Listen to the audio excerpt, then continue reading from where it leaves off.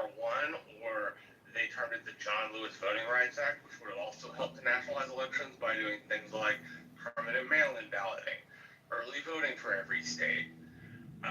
Versus what Trump is doing, the SAVE Act would get you an ID. You would have to have your maiden name and the name on your birth certificate match in order to vote. It's just a whole bunch of different things to, quote, make elections safer. And it's not been passed.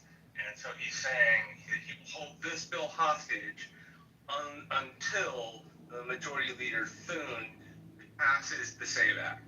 What should be known to people is in the Constitution there's something called the Time, Place, Manner Clause. And that essentially says that the election and the time of elections are derived to the 50 states. So, for example, Texas gets to have an ID and a signature verification, whereas Philadelphia, or whereas Pennsylvania may only have a signature verification, right? So it says that each state's are allowed to make their own rules unless the Congress decides to chip in and make rules themselves for federal elections. So that's essentially what it's about. Marshall, thank you very much. If you're in the audience and you want to come up, please do. Brand new on stage is Double OK. Double OK, good morning. Welcome back to the show. You can get a fresh five starting now. Good morning. Yeah. I think that this whole thing about requiring voter ID is a false virtue put forth by conservatives to essentially just bolster the lie that the election was stolen from Trump. Well, you don't think that any just Tom, Dick, or Harry can show up at any voting booth and say, "Hi, I'm Joe Schmo. I'm here to vote," without any I am ID Joseph or any Smith. I am here confirmation to whatsoever, vote. do you? Welcome, Joseph. I'll explain exactly why. Because when you register to vote, you register with, early with ID, and it's confirmed. And then, in order for there to be fraud, and I love asking conservatives this who think that voter ID is super necessary, craft me a scenario in which the lack of ID would work out for someone trying to commit fraud, because I'm of the position that Regina Davis and somebody went and voted in my place, it would require that I wasn't going to vote. It would also require that they knew that ahead of time. How about if you have 20 individuals registered to vote in a one-bedroom apartment? Well, each individual is still registered, and that but you can't really think that 20 people live in a one-bedroom apartment that are registered to vote, can you? They're not supposed to be registered at the same address like that. Typically, what happens? It doesn't matter to me, though. I don't see how it's relevant, honestly. Typically, what ends up. My thought not fresh. Hold on. Hang on, Marshall. Okay, you want to speak? Hold on. You want to speak uninterrupted? No problem. Me and the Mod Squad will go on mute. You can speak uninterrupted, and then we will continue. You got it. Yeah, I don't think it's relevant where, everyone could have the same address as long as each individual is still identified as an individual. And I'm saying the only way voter fraud could work is if someone went to a voting place, voted in someone else's place, and the only way that could work is if, let's say it was me, I gave them permission to do that. Otherwise, you run the risk of me showing up to vote and then going, "Oh no, it says here you already voted," and then boom, you're busted, it's busted. And that's not happening. There's almost no cases, vanishingly few cases of voter fraud, except committed by Republicans. Oh no! And so I think Republicans are the ones who commit the voter fraud, not the Democrats. Always the Republicans, never the Democrats. Voter fraud could work is if someone showed up in your place knowing that you were just not going to vote. Like you had a coworker and you're always talking about, I never fucking vote. They take note of that and like, I'm going to try this. I'm going to go to his voting place and try and cast a vote in his place. That's really the only practical way unless someone can articulate. This is John Kitover News, part of Chicago News Incorporated. We're listening to a group of elite intellectual Democrats discuss how voter fraud never happens in the Democrat Party, just the Republican Party. To get an ID to omit them from voting. And also, if you're out there and you're looking to adopt a dog or a cat, adopt a senior one. I think one of the problems is. Marshall, can I just offer some empirical data real quick? Yeah. Why don't we go Reverend Scott and then Marshall? Let me just say, Chicago News Incorporated, elite intellectual Democrats. I did an exhaustive analysis of voter Only Republicans commit election fraud. Democrats never commit election fraud. It's okay if 20 people are registered. In my own state of Pennsylvania, they looked at 30 years of elections. 30, that's 3-0. They looked at 32 elections held over those 30 years. The total number of ballots they looked at, was 100,526,098. Chicago News Incorporated. 26,098 ballots cast. This is Democrat election fraud 101. Reports of fraud. 39 out of 100,526,098. That is 0.0000388%. In comparable states like here in Arizona, they looked at 42 million some ballots, and they found almost 43 million, 36 cases. That wound this up is being Chicago News Incorporated. 0.00000. With a group of elite intellectual Democrats claiming that Republicans are the only party that commits election fraud, not Democrats. 0.0000355. May I add something? Yeah, go ahead. My favorite is the Maricopa County election recount. One of my best friends, who's a Trump supporter that I wrestle with, internally was fully convinced that they were going to find massive voter fraud in Maricopa County. And even before they counted, I said, not a chance. And the reason I said that was, you've got all these guys in there, like Republicans, old school veterans, and this, that, and the other. And I'm all, there's no way you're going to be able to talk these guys into committing fraud. They're just there to count. And I said, if anything, I bet they find more votes for Biden. Not a lot, but just a little bit. Yeah, I was right. And he didn't really know what to say to that. He was expecting to find band leaks in the paper. He had a list of things that they were going to uncover. And none of it was uncovered. And this was a recount done. You didn't see the media wasn't allowed inside. It was all Republicans, all Trump supporters in a building recounting in private. And a lot of my, left-wing friends are like, oh, this is bullshit that no one's allowed to even see it. I'm like, don't worry about it. There's no way you're going to get all these people to agree to cheat for Trump. Because even if one person, says no, they're going to come out and be like, oh, the whole thing's bullshit. And I was right. And I just thought that was important. Yeah, and you have a greater chance of being struck by lightning. Someone has a better chance of being struck by lightning than committing voter fraud. It just does not happen statistically. I mean, it's so infinitesimal, and the very few times it does happen, the 0.00003 or 2, it doesn't affect elections. There's not one instance where we can see that it's affected an election. And it's usually Republicans do it. It's a solution in search of a problem.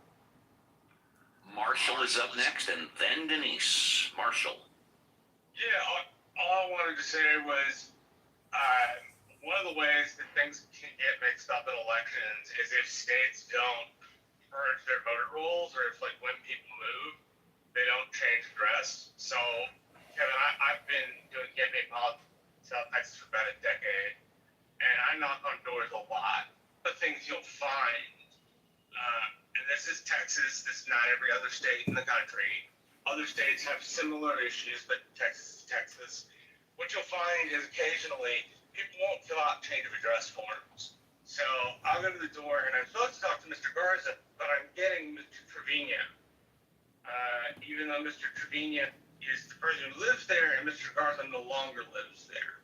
So you can get kind of mixed up in where people register that way. And depending upon your state, you may not actually have to show ID to register. Each state's allowed their own processes. I actually like the fact that Texas has ID. It doesn't seem like it's an inconvenience to people because they have to have ID no matter what. That's an ID for just about everything.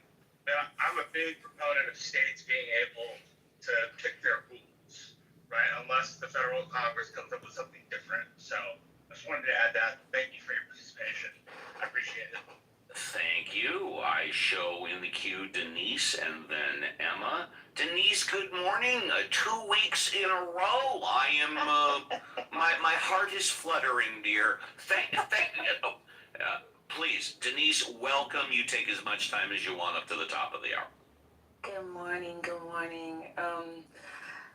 I've been listening, and something just Now it's just hit my me, like, it just turn occurred to me, to like, talk how I feel and tell you the right truth. now. And I just wanted to talk about this idea that energy is finite, right? We only have so much. We only have so much legislative time. We only have so much, just literally energy in our systems to create and affect really any kind of change at all.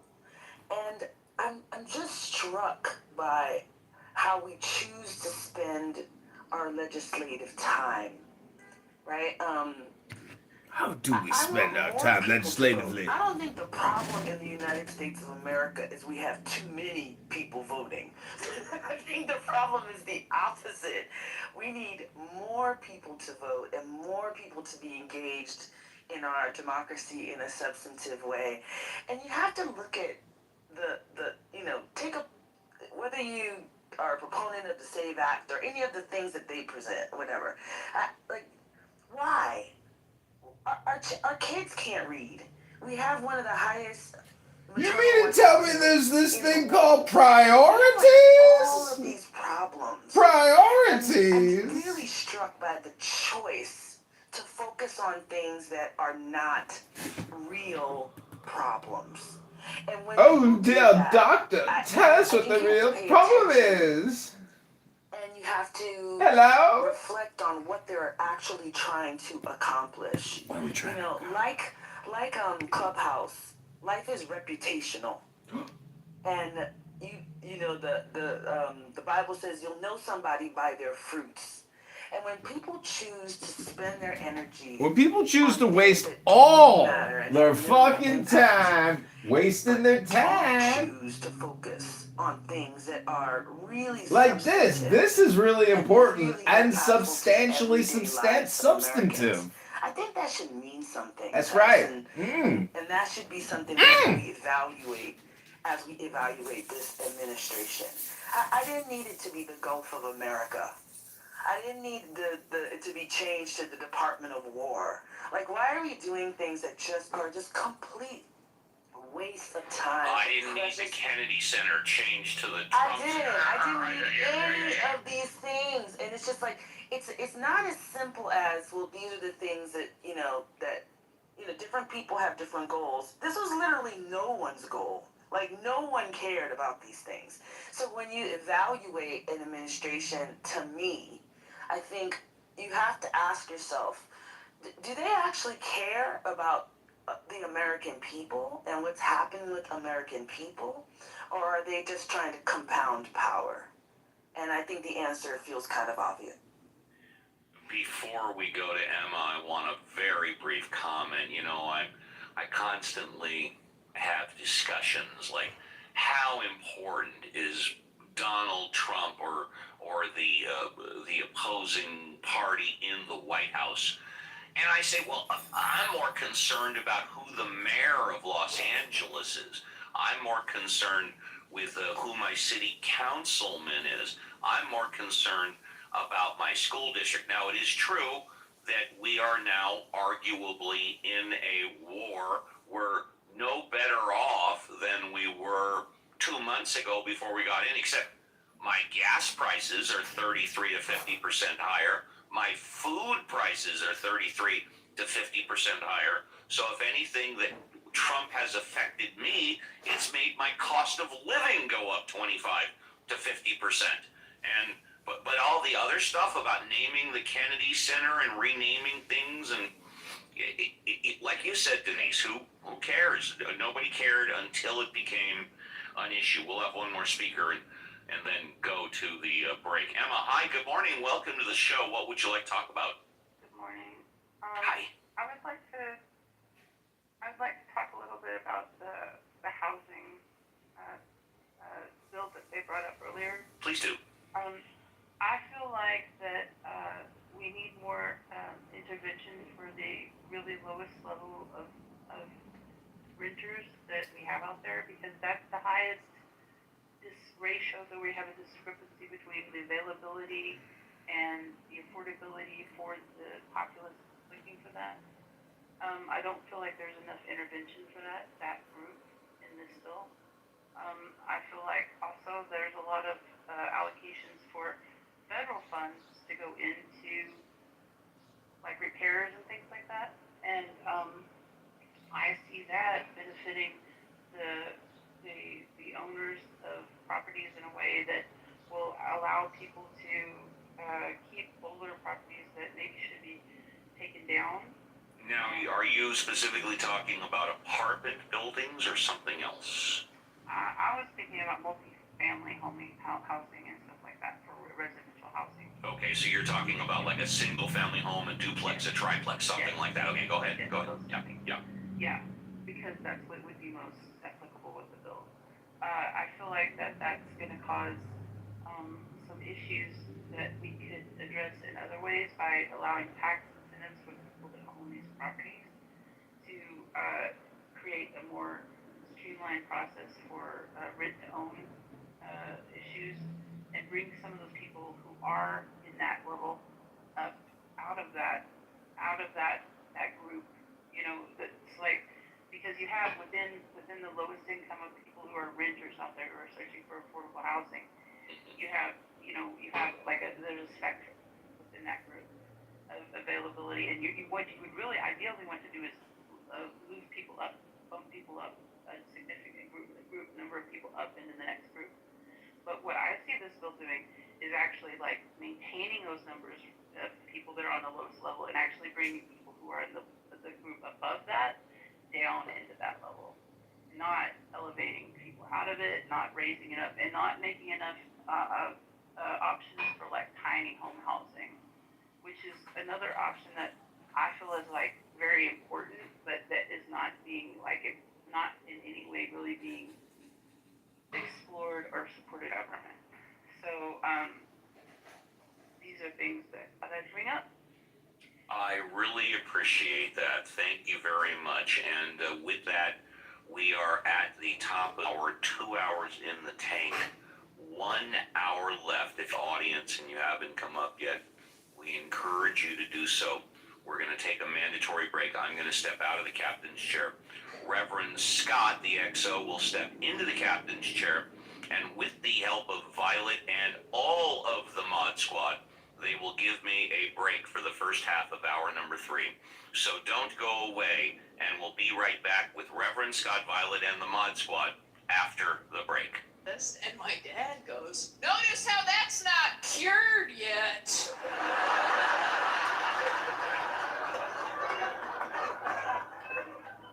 And she's like, "Wow, honey, well, I hope we never get Alzheimer's." He's like, "I hope we do. We can all forget about this guy." I used to be way too loose with who I asked relationship advice from. I used to ask people in the audience, total strangers. I asked a couple in the front row of the show once, 2 couples therapists who had married each other. Which I know, you ever see like quadruple stuffed Oreos and you're like, enough, right? That is a hat on a hat. It's excessive. But I was like, wow, too often these couples therapists, you gotta ask them, right? I said, do you guys have any advice for people in relationships, maybe people who are fighting a lot? And they said, we do. You know how a lot of people have a safe word to sex? Everyone needs to have a safe word during fights. A married friend of mine, I said, do you guys have a safe word for fights? And he was like, what? I'm like, it's a word that when you say it during the fight, it stops the fight. And he goes, oh yeah, we have one of those. I said, really? What is it? He goes, cunt.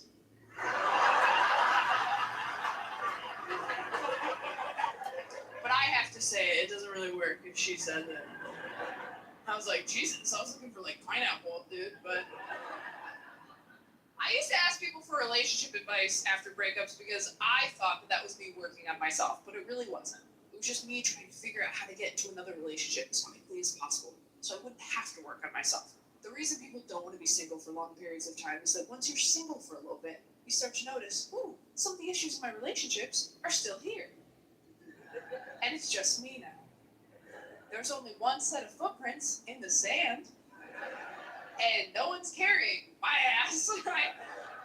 Like, I realized in the last year I smelled Oh my God, Paula, you got any the relationships. drip I realized that because I don't mango. wear perfume when I'm single. I Paula. don't even think about it. I wear perfume when I'm in a relationship, though, because I know that if we break up and you smell that smell later, you'll get sad. And that makes me happy. I don't wear perfume to smell good. I wear it to haunt you later. I was on a first date with a guy. I realized we both had 3 younger siblings. I said, oh my God, let's text our sibling group chats right now. Ask them what our biggest flaw is. I'm so fun on a first date. I can't believe it. He texts his brothers, hey guys, what's the flaw? And they write back, works too hard, too much. One of them wrote back dyslexic, which I thought was pretty funny. Couldn't read it, but I could. Wanna share your point of view, and a little about what's bothering you. Got a question that's on your mind? Be bold, brave, courageous. Come on up and get you fresh fire. What does that mean? Well, listen up. Have a take and just don't suck. Be respectful, make your point in a reasonable way. Come on up. Ask Uncle Steve today. Reverend Scott. Uncle Hello, Steve. Reverend Scott. Wow, what a 2 hours it's been. Oh, what? Always. We're always onward and Amazing. upward with this show. Always upward. Well, I am going to go have a mimosa. You step into the captain's chair and run it straight and true. Thank you, sir. I'll see you in a half hour. I'm too sexy for my love, too sexy for my love. Love's going to leave. That's right, everybody. Reverend Scott, back in the chair. Violet, how are you? You ready? I'm ready. Violet, let me tell you something. I'm too sexy for my shirt. So You sexy. said that right, My good. shirt. My shirt. But I'm not. I'm not too sexy for this show. Scott is definitely not too sexy for this show.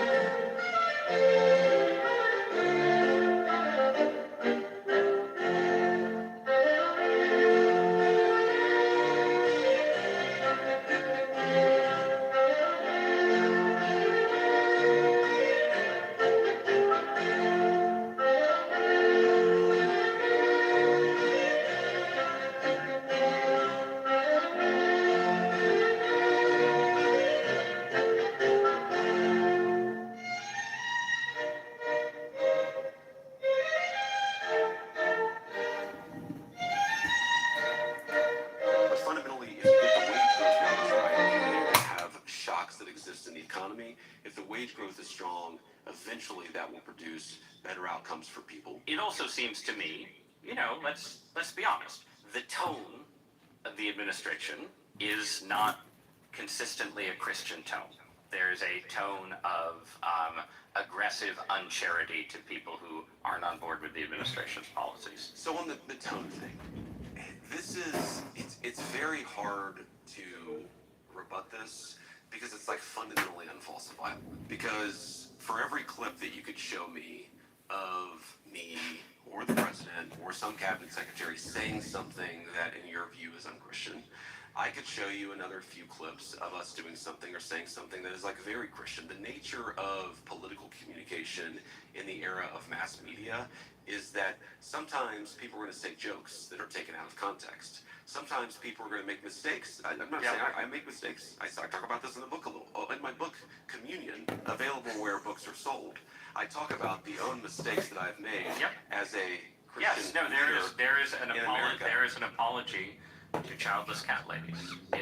We don't need to get sidetracked by that. Go on. But you know, my point is, like, I'm not saying we're perfect because we're not. My point is that the tone argument is in some ways, I think, people see what they want to see. And I also think that tonal arguments are ways of frankly policing working class ways of communication and covering them in elite preferences.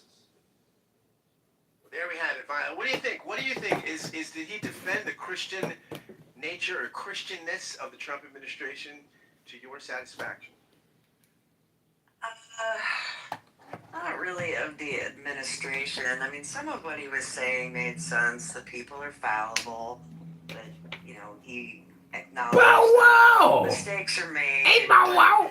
As a justification for all the things, or I mean, not justification, but as a support for that morality in this administration, I personally don't think he made a strong enough case. It's just more, it seems more of a personal level. Well, yeah, people are fallible, and so is the administration, but, they're ignoring their wrongs and trying to justify them, not, making themselves accountable for them and trying to change what's bad. So that's kind of where I stand on it. Does not pass the smell test according to Violet, and I will just make it be known for fairness here that when he said the economic stuff benefits the working class, nobody, virtually no nonpartisan economic analysis suggests that, right? The big beautiful bill, the tax policy, things like this.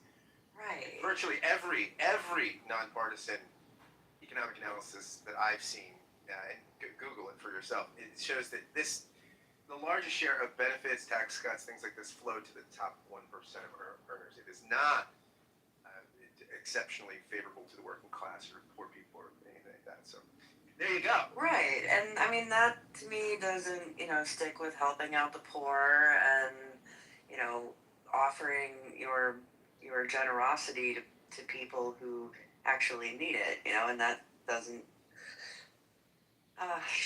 jive with what the guy was trying to say.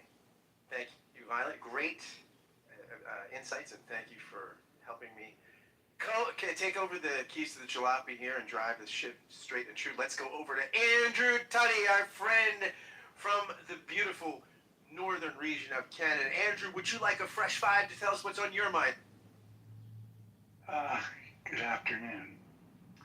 Yeah, the big beautiful bill. Well, I just read something this morning, I think. 4 million Americans no longer can take advantage of the ACA, the Obama Affordable Care Act, because it's gone up so much. So that's done nothing to assist people that are cash strapped and economically having problems. Again, that's the truth flies in the face of the rhetoric.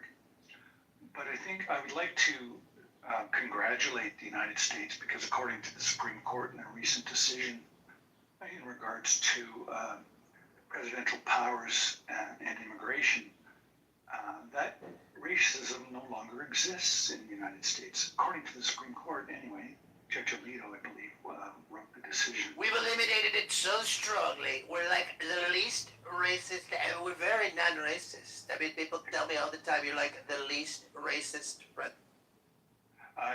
And the whole administration is the least racist, apparently, as well. Because, when you talk about shithole countries and that people that come from shithole countries, quote unquote, I'm quoting somebody, that's not my description of these places, that it's their fault.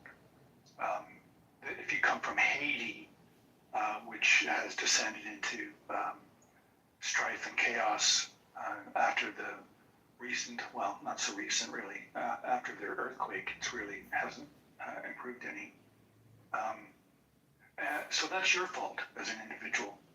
And if you come from a third world country, you're predisposed genetically to commit crimes. That's not a racist thing to say. That if you come from South Africa and you want to immigrate to the United States, then if you're white, it's okay. But, if you come from Norway, because that's where the good immigrants come from, that's not a racist thing to say. In no way is that sort of talk racist. And really what is happening in the United States now is that you can say pretty well any racist thing you want, and if you can find any other legitimate reason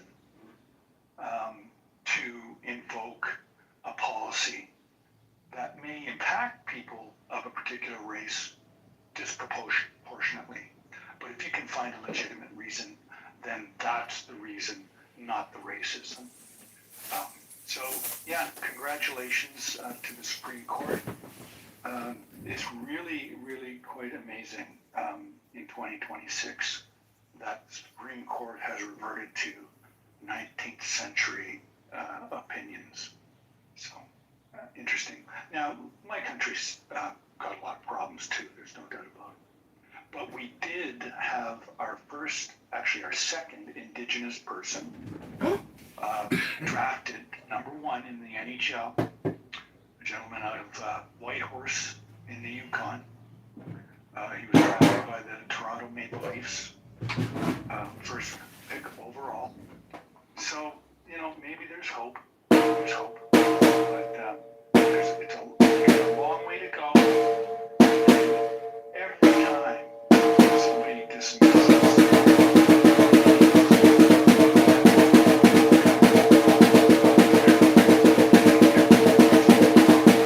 so pure that you cannot look at yourself reflectively, point out all the great things that you've done.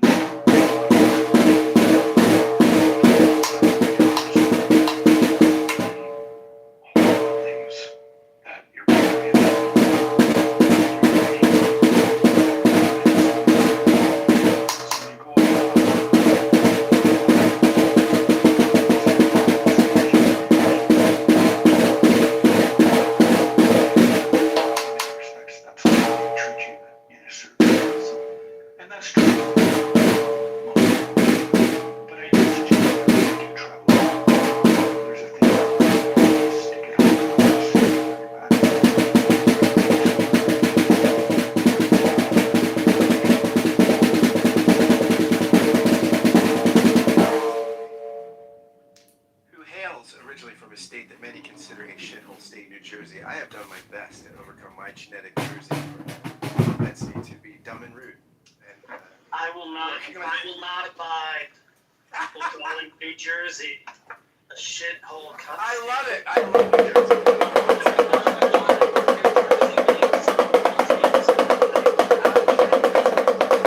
Jersey. This is your Shabbos goy. I could give you Yiddishkeit, Shabbos breaker detection system. Caleb is in process of breaking Shabbos. Shabbos breaker alert. Shabbos breaker alert. Where he says, Andrew Shepard says, the only thing that other guy's interested in is who to make you afraid of and who to blame for it. I know I screwed that up. But that's how you win elections. Bob Runts is only concerned with two things. He can't make you afraid of it, or he can't sell it. Yeah, that was great. Right. And who to blame for it. And that is what this poisoning the well, questioning the integrity of our elections is about. Making you afraid of something and telling you who's to blame for it. Illegal immigration. Illegal aliens. All around the world. I love that movie. I love the part of the movie where it says, Somalian land in Minneapolis. Minneapolis, This is not Somaliland. This Muslims are in every land. from the West Wing. Muslims are everywhere. They got the burgers covering all that hair. Joshua Whedon appeared in the series later. He was in the movie too, I believe. And was in A Few Good Men. A lot of those people were in A Few Good Men as well. He was in a few, yeah, there's a whole Sorkin players. Thank you so much. Sports fight, all that. I appreciate your contributions as always, and thank you for contributing this week. As I've been opening some rooms spontaneously during the week, and I've enjoyed your contributions and many others. Thank you for that, my friend. Always, always insightful. By the way, Caleb, I'm interviewing a top Hegelian on the podcast tomorrow from that book I was sending you quotes from, so I'm pretty excited. What's your thesis of the interview? Well, See what I did there? Actually, his thesis is that the thesis, antithesis, synthesis is the complete misread of Hegel, and Hegel's all about preserving contradiction, not synthesis. So it's a fantastic book, and I'll send you some more quotes from it. I was speaking with someone yesterday about, tolerance for paradoxes. Absolutely, no. That's his whole thing. He thinks Hegel's philosophy is all about just moving, not resolving contradictions, but moving to more and more interesting ones, which is just amazing. Thank you, Caleb. Let's go to my friend Denise. Denise, how are you, my friend? How is Texas? And would you like a fresh five to illumine us a little? Oh my gosh, a fresh five. It's a lot of pressure. Sure. I guess it's what's on my mind today, what I woke up this morning thinking about is happiness and how none of this feels like it's making us happy. Even quote unquote people who you think of as the winners, who theoretically are getting the policies and things that they want, even they're unhappy. So I've just been, reflecting on how much of a waste all of this is. I think that we have been damaged. I don't think irreparably, but I think for at least decades to come. I don't think that, my belief is it's a long arc. History is a long arc, and you can work towards recovery. But I don't know. I just feel like no one is happy with where we are and how we are. I think it's really weird how much we talk about this reflecting pool, but it's also so emblematic of just inept leadership, right? Just failure for failure's sake. It's really interesting as somebody who has been socialized my entire life to pursue excellence and to be as smart as you can, as prepared as you can, as equipped as you can. It's been a really weird shift to kind of see just a lauding of poor performance and mediocrity. And I Call DEI, I just CRT, with my head. And BLM, growing up in LGBTQ. children, my hats are Who off are these DEI, CRT, BLM, LGBTQ? I was the thing that you shared about J.D. Vance when they asked the question of is this a Christian? How has this administration been Christian? Which is a weird question, right? Why does it have to be Christian? But why do you I have to? think he asked that because being large. I know. You They like wear other sleeves, right? and that sounds constantly to get the book. It's just but you're not. It's a weird thing to ask a question that you are you're not the answer to.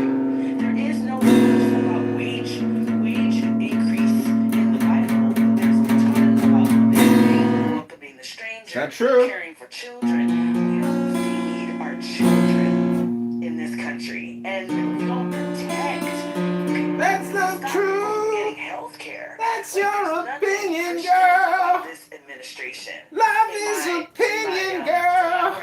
Not your fate made of facts. Bringing that up, Yeah. cosplaying it. It's really, I think it's bizarre.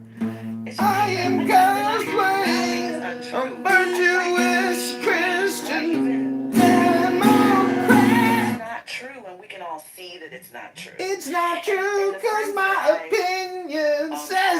not true. I have friends of all stripes, and I have friends that are. I got friends of every kind that makes me cold. Nose, acquiesce. They're embarrassed. Acquiesce to me and my lies. That's the only My opinions are facts. My opinions are the facts.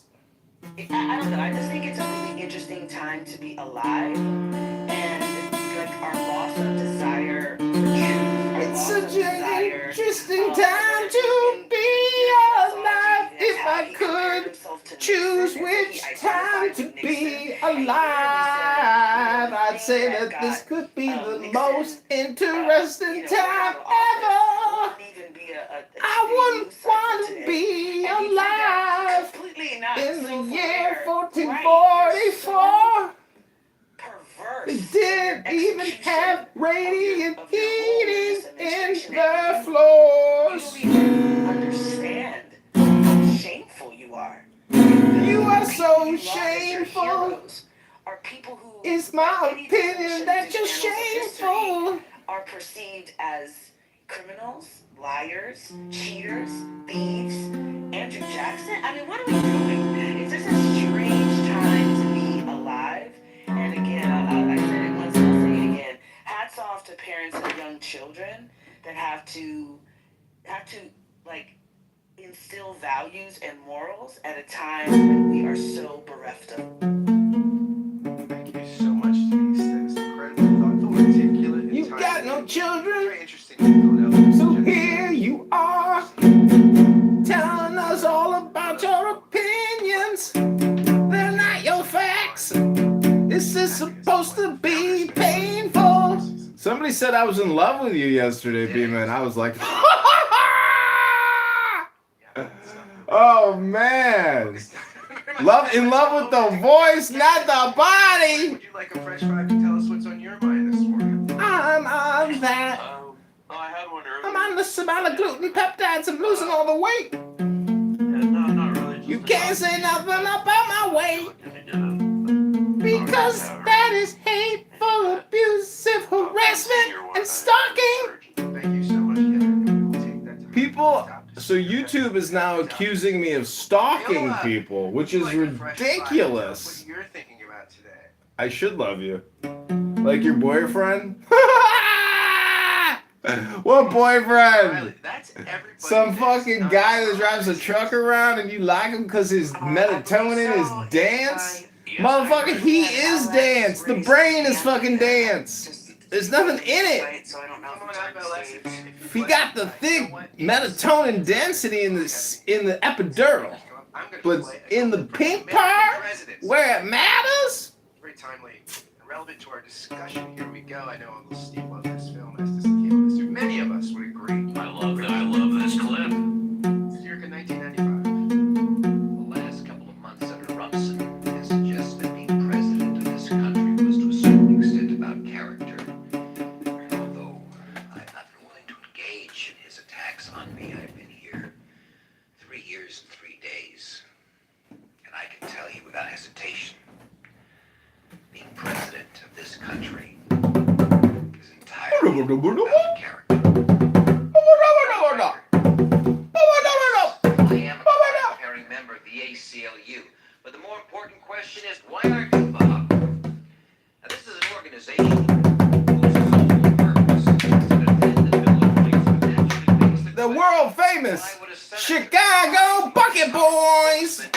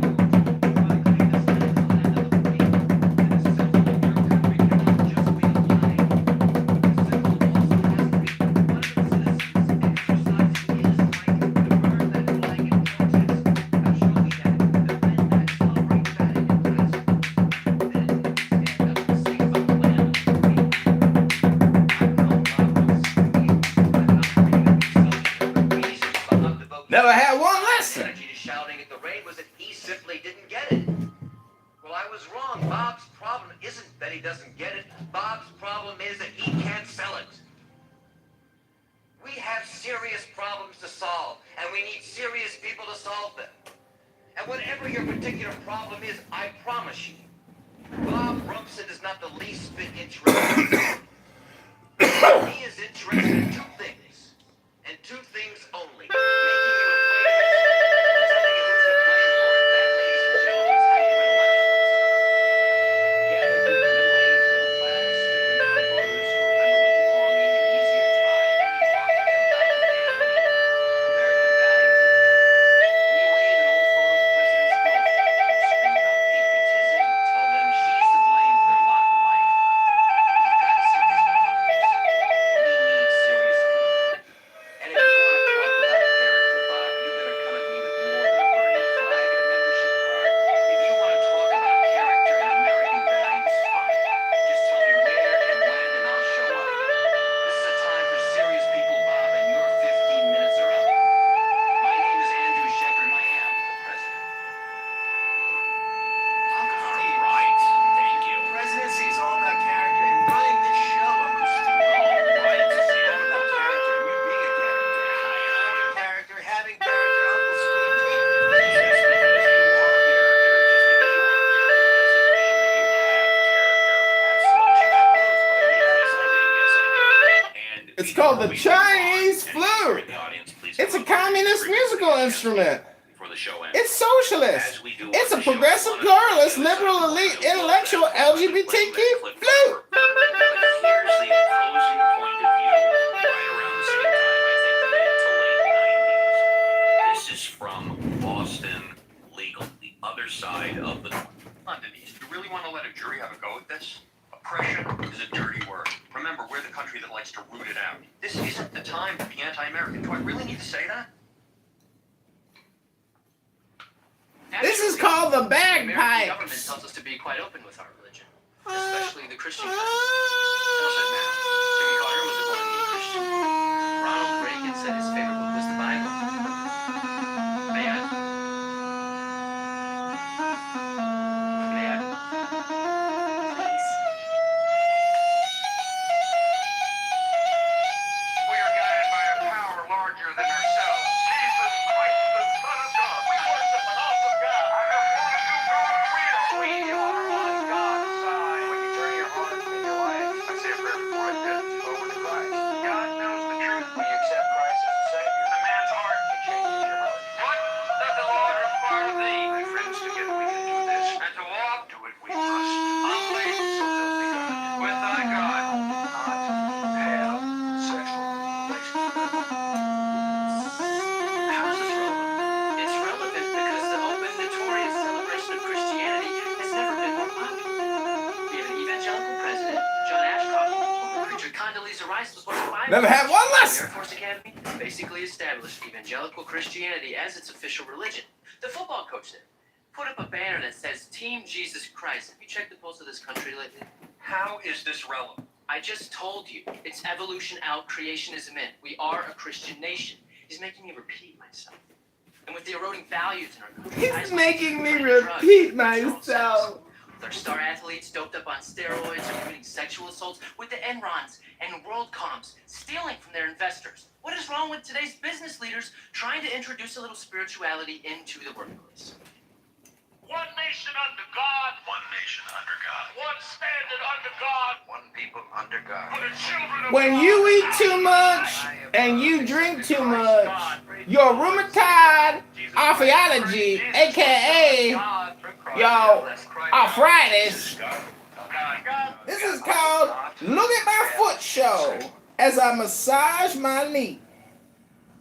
My political campaign strategist for the Chicago mayoral candidacy told me that the more foot videos I create, the greater the chances of me becoming the next mayor of Chicago increase. Scott, Violet, the rest of the Mod Squad for holding it down.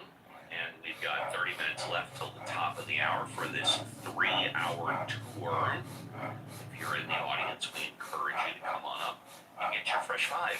Anybody on stage? Let's go to the Mod Squad. Mod Squad, if you would like a Fresh Five, please just unmute and start. I don't need a this whole concept of God is a mental concept, and Phone is dying, thank God. Christianity, secularity. Live access removed! They took my live access down. It might be built on the concept Body of a exposure. higher power, since some of the founding fathers were deists, right? But that's as far as I'll admit. But the whole concept of God is that exactly, a mental concept construct. It's not true in reality. So thank you. Yes, and I believe we are the only country out of 209 on the planet that have the First Amendment. Free speech, free worship of any religion or no religion at all. I think we're the only country that has that. We're the only one that has it. We're the only one that has it written down. Yes. The UK has a version of it, but their constitution. This is John Kitover, Chicago mayoral candidate for the February 23rd, 2027 mayoral election here in Chicago. Like the video, share the video, and subscribe to the video. And together we will defeat the liberal, communist, progressive, pluralist, elite, LGBTQ, intellectual Democrats stealing billions from the pensions, putting the police, stealing from the police pensions, not letting the police do their job of law enforcement, no cash bail ankle monitors for recidivist murderers going back out and lighting little girls on fire on the train, slicing their throats, mass murders on the trains, mass murders at teen gatherings. Like, share, and subscribe to this video if you want change now.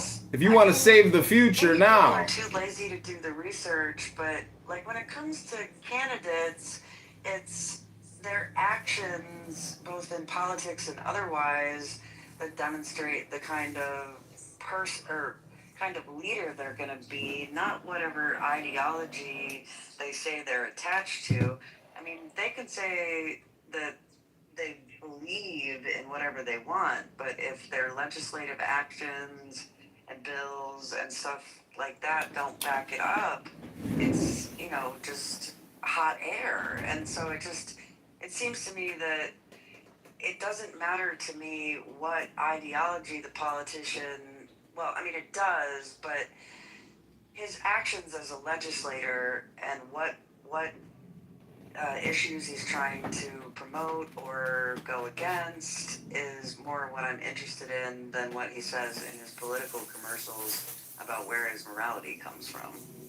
Well, it's interesting that you bring up Canada, because in 1982 they revised their Charter of Rights, and in 82 they revised it to say the supremacy of God is enshrined, at the very beginning of the Constitution, explicitly stating that individual rights are grounded in a higher moral order. I'm not reading it properly. Let me see here. The supremacy of God appears in the preamble to the Canadian Charter of Rights and Freedoms. It reads, whereas Canada is founded upon principles that recognize the supremacy of God and the rule of law. That was redone about 45 years ago. So, yeah, interesting. Thank you for bringing that up. Would anybody else like to contribute at this time? Yeah, I would. I also think it's kind of weird to have a compulsive nature to your Christianity. I think fundamentally that is that's anti-Christian. The whole idea is that you present and live a life that makes people want to live like you. The idea is not that you structure governmental rules and laws that compel people to operate under your value system. So the whole concept is kind of strange to me. The way that people want, and in a lot of ways, I have to say, like, nobody really thinks Trump is a Christian, which kind of goes to the point that Violet was making. Like, they don't really think of him as a Christian, but they think of him as a tool of Christians, of much in the same way, like, Pilate was, right? Or whatever. Like, I think that they think of him as a tool. So it's really interesting. Like, do you want a Christian government? I don't know that you actually do. What you want is someone that will do the things and compel others to do what you want them to do. And I just feel like that is just strange and really antithetical to everything that I read in the Bible. You're not supposed to make people do what you want. You're supposed to lead them and influence them through the way you move through the world. Is anybody coming to Christ because of the operations of this government? I'm going to go with a no on that. Yes, Denise. I'm Before with we go to John. you, Denise. I'm absolutely with Denise. I think you have to lead. I think you have to lead through example. I also think we have the Catholic Church tried this during the dark and Middle Ages. Picking out shit in my teeth going on. Post Martin Luther in the UK, and it didn't work. Intertwining God and government only cheapens both. It doesn't actually bring people to God. It just cheapens the religion and cheapens the government. Yeah, but Trump can call himself a Christian all he wants, but if you look at his behavior and if you look at what he says, he does not act like Christian. That's my humble opinion. John Malincrot, good morning. It's a pleasure to see you back on the show once again. Not to belabor the point, but I'm looking forward to my steak and lobster dinner in about a year and a half. What's going on, sir? Yeah, I fear that, and I have to say I am getting nervous about that. Looks to me, I mean, my only hope now, I shouldn't say my only hope, but my biggest hope now is that he drops dead, because that may be the only thing that saves me. Yeah, what's going on? Yeah. Well, so I'm in fact, my PTR, can anybody guess what that is in my PTR? Because I'm looking at it right now. That's hate I'll speech. leave it to those with good eyes. I want YouTube to know that I am a journalist, a politician, a musician, and a magician. And what people say on this show is not the opinion expressed of the host. So I want the people at YouTube to know. And so that's what and you see, it's so weird being over here because, everything is like, it's night now, right? I just had dinner. I can't quite, I know there are people on Clubhouse who deal with, Uncle Steve that way, but I don't feel like I should have to do that. This is John Kitover, Chicago mayoral candidate, listening to elite, liberal, intellectual Democrats. Go to ChicagoMayorVote.com. Like, share, subscribe now. What's your favorite part of your... Oh, I'm sorry. Please go ahead. Oh, I was just Brenner. You could have bacon and eggs and hash browns and more natural. So I didn't catch that, Violet. What did I miss? No, just my husband and I, if you eat breakfast food for a dinner meal for some reason. We call it Brenner. Brenner, yeah. Yeah, so you should have had Brenner. Well, I love breakfast at dinner time. It's a good thing. Hey, John, what's your favorite part of your trip so far? Well, that's right. Well, thank you for asking, Marshall, because I was going to mention that last night we went to a service at Canterbury Cathedral. And I think I might have caught the socialist communists are on the march. He saw God. Best part of the trip. Was he orange, 6'3", with a waft blonde comb over of a hair transplant? Well, I couldn't quite make him out, but he seemed, as far as I Seemed could a little tell, orange to me. And he said, "I'm gonna get that motherfucker Trump. I'm gonna get him." Incredible, I thought God loved everybody. What do I know? See? Yeah. Let's thank you, John. Let's say hello again to Shape. Hey, Shape. Hi again. Buongiorno. Buongiorno. Buongiorno. John, I heard in the other... Buongiorno. We are elite, liberal, European, intellectual Democrats. Hello. John, are you going to Glasgow? No, I'm not going to Glasgow. I'm going to be live on YouTube, roasting you all summer long for the Chicago mayoral candidacy. Go to ChicagoMayorVote.com right now. My wife just hello with some question that I didn't understand. So sorry, I missed whatever you asked me. Oh, I heard that you were potentially going to Glasgow. Hello. We're going to Glasgow. Okay. First, let's work on how the locals say it. It's Glasgow. Well, I heard it's Glasgow. Well, that's what I was saying, and then we ran into a Scot in a restaurant, and he said he's from Glasgow, and he said that they say it Glasgow. Maybe your ears heard it differently. I don't know. I've been there many times. Abu Doran. No. Okay. So when you get there,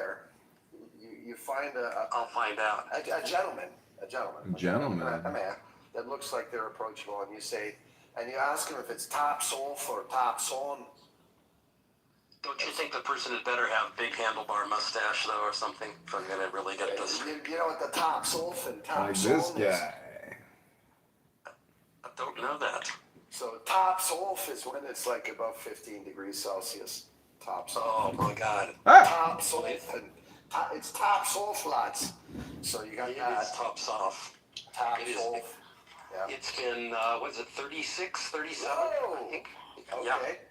Okay. Yep. Second thing is, if you like a little piano and a little like Victorian decor and a little Scotch, I highly recommend a place called the Corinthian.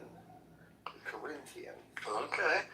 Nice little spot. And if you like Indian food, the absolute best Indian food I've ever had in my life is at a place called Mother India.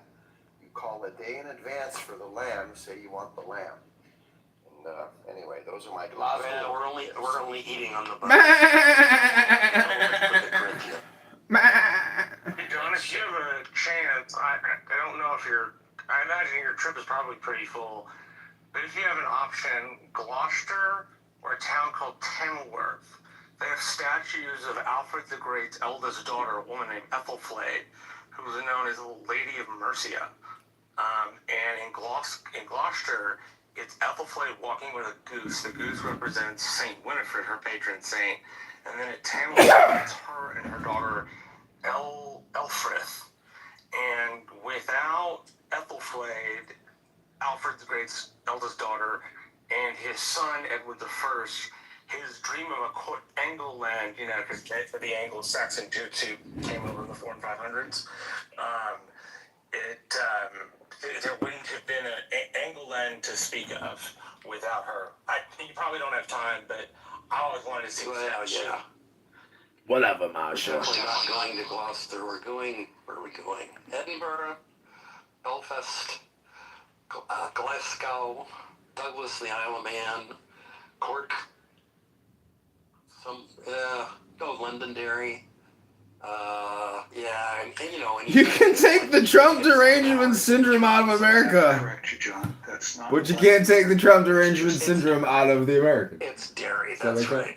And we're not even going to Derry because the boat stops about 20 miles short. Well, John, this is full of unsolicited advice for you, so just let us know if you'd like more unsolicited advice on your tour. Thank you very much for that. Let's say hello to DC. DC, good morning. You have a fresh 5 starting now. Welcome. DC. Good morning. Can you hear me? Yes, sir. Hey, good morning, everybody. I saw a movie last night. Wanted to give a really strong recommendation for it. It's called Leviticus. And it's actually an Australian movie. It's more like a psychological horror movie. But it's basically about gay conversion therapy. And it was just on its face as a psychological horror. It was gripping. It's only 90 minutes long. Start to finish, absolutely gripping. But what it says about how religious or certain religious traditions, how they treat gay teenagers, especially young people, when they discover that they're gay, they treat them like demonic. And of course, that's what the whole movie is about. It's about that they try to perform this conversion therapy, and what it does is it creates a curse on these young people that they then have to live with. But an amazing movie. I give it 10 out of 10 or 5 out of 5. Highly, highly recommend it. Thank you for that. Appreciate that, y'all. Leviticus, if you're looking for a movie, Leviticus. Thank you, DC. If you're in the audience and you want to come up, do it within the next couple of minutes because it's going to be impossible. Let's say hello to Alvin. Alvin, good morning. Welcome back to the show. What would you like to talk about, Alvin? What was the movie he was just talking about? Leviticus. Oh, okay, and it was just basically how... 90 nights of gay conversion therapy.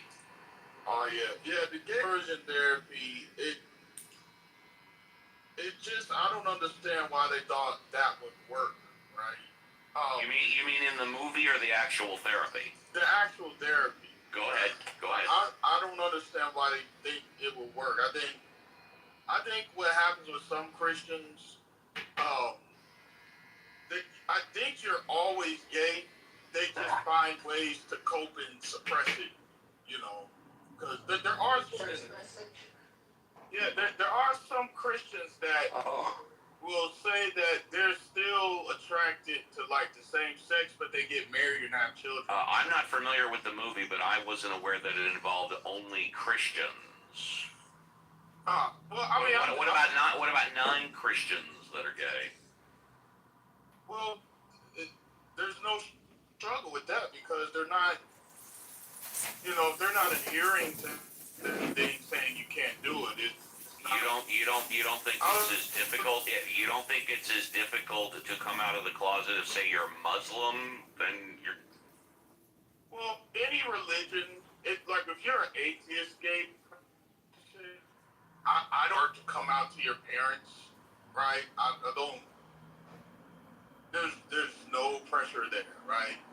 Because you're not right. But the atheist population is only about 8 to 10%.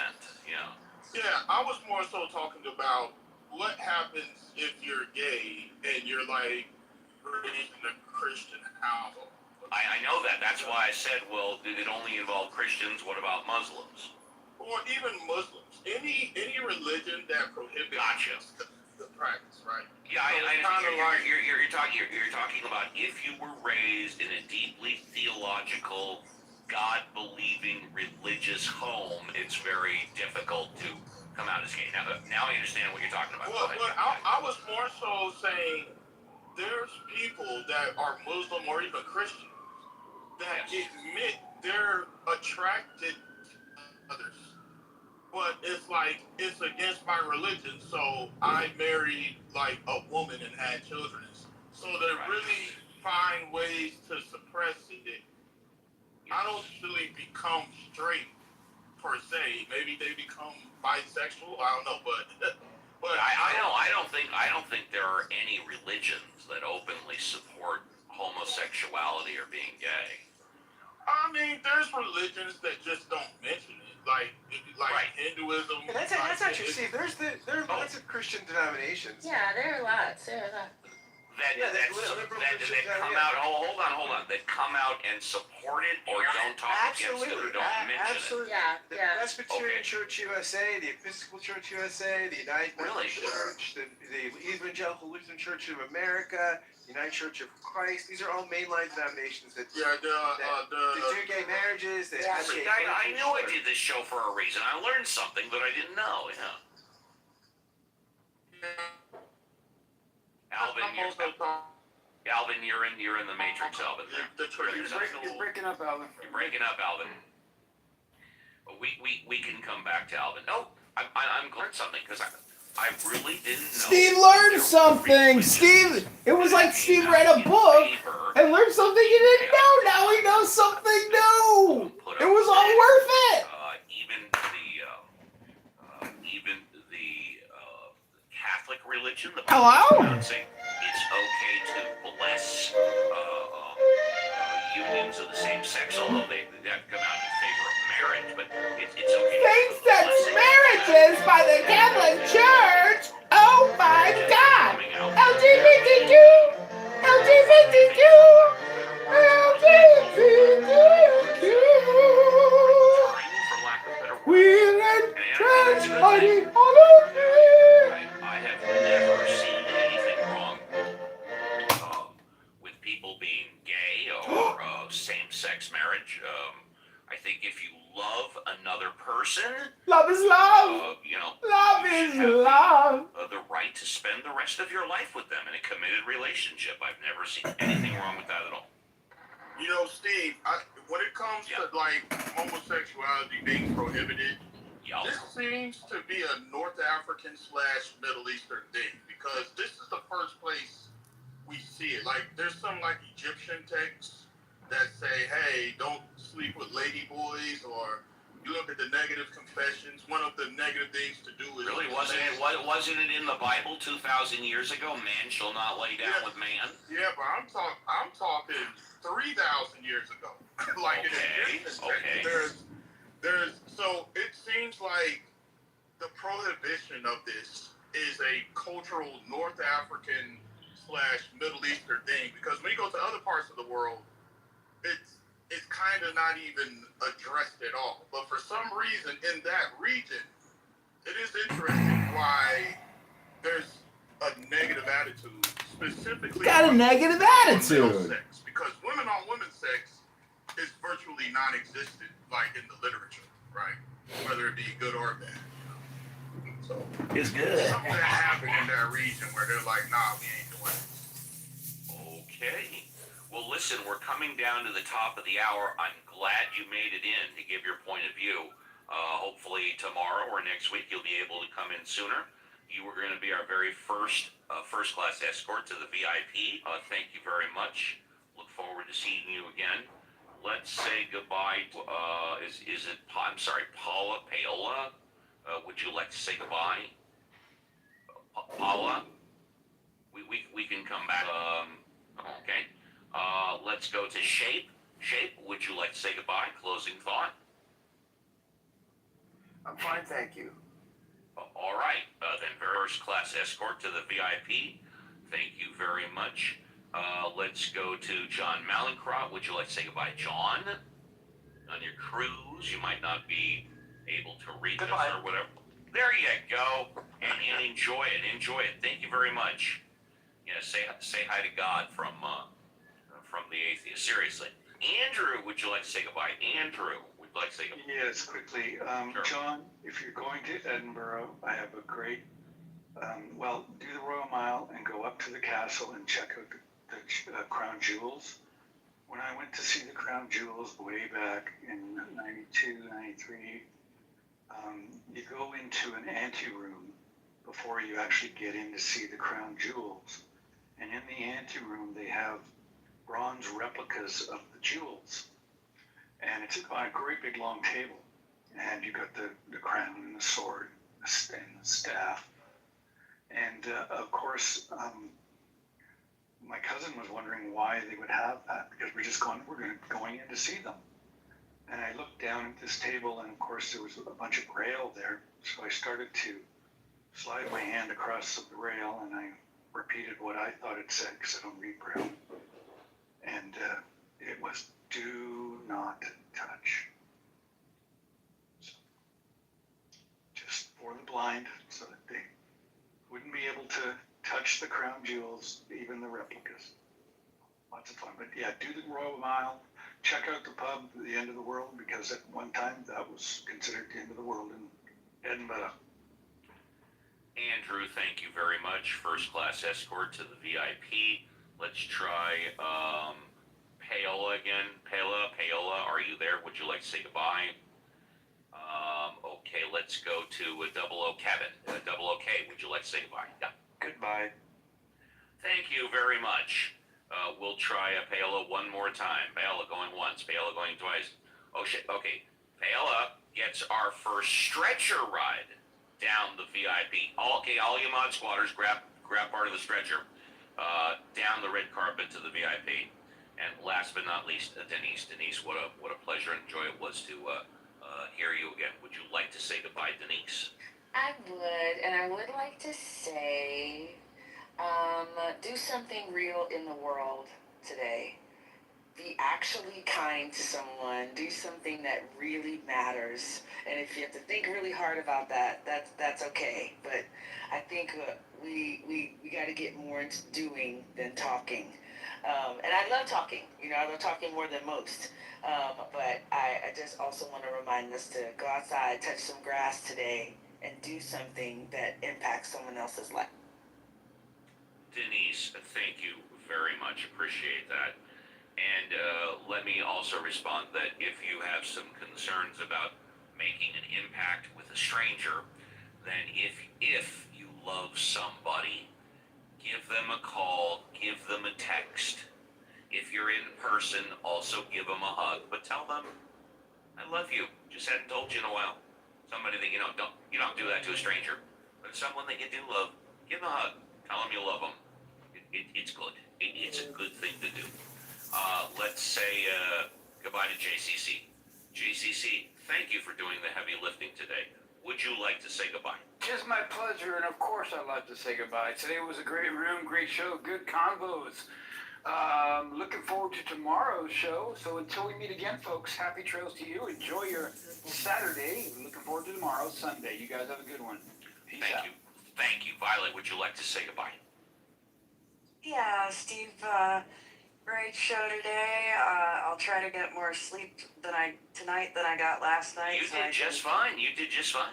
You like the way I handled your shtick shift? I love the way you handled my shtick, yes. All right. Well, really exciting show today. Time just flew. We had a lot of great conversation. So, I only had to read 3 news stories. Well, exactly. I think last week I had to read like 15, you know. Well, you know I love hearing your voice, Steve, so, I didn't know, but... Thank you.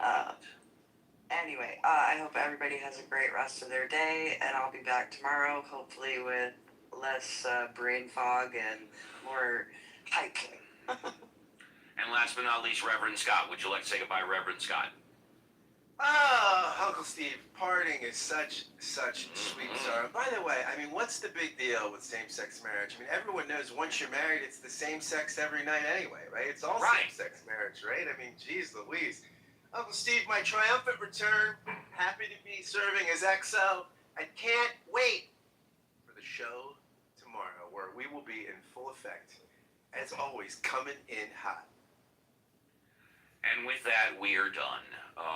Thank you all very much for contributing, because the show, without question, is better with you than without you. On behalf of the Mod Squad, we wish you and your family a great remainder of your Saturday. We will be back tomorrow, 7 a.m. Pacific Standard Time, for another 3-hour tour.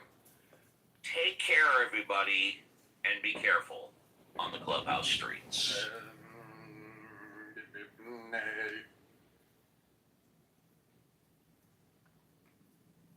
Not sure.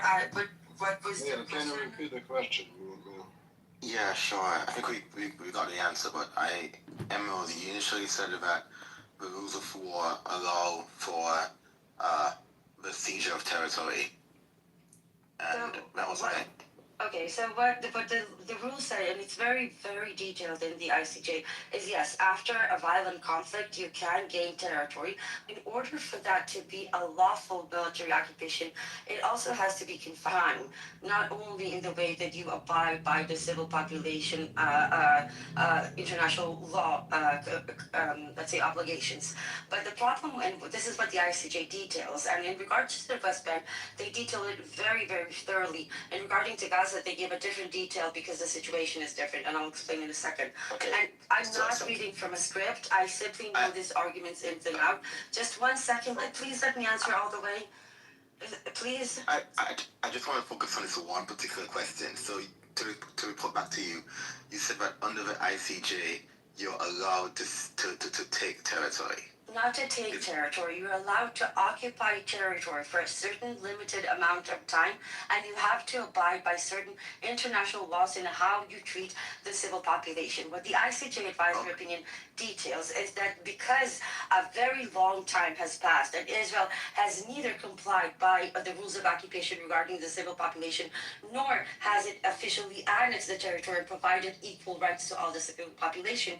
Hence, this is an official apartheid regime and racial segregation. This is why it was important to make that distinction. Yes, in violent conflicts, you can temporarily occupy territory as long as you comply with international law of how you treat the civil population. Once that period of time expires and the way that you treat the population is not by equal rights and official annexation, that is when it becomes an official apartheid regime, as was ruled by the ICJ in July 1924 by the Title 15.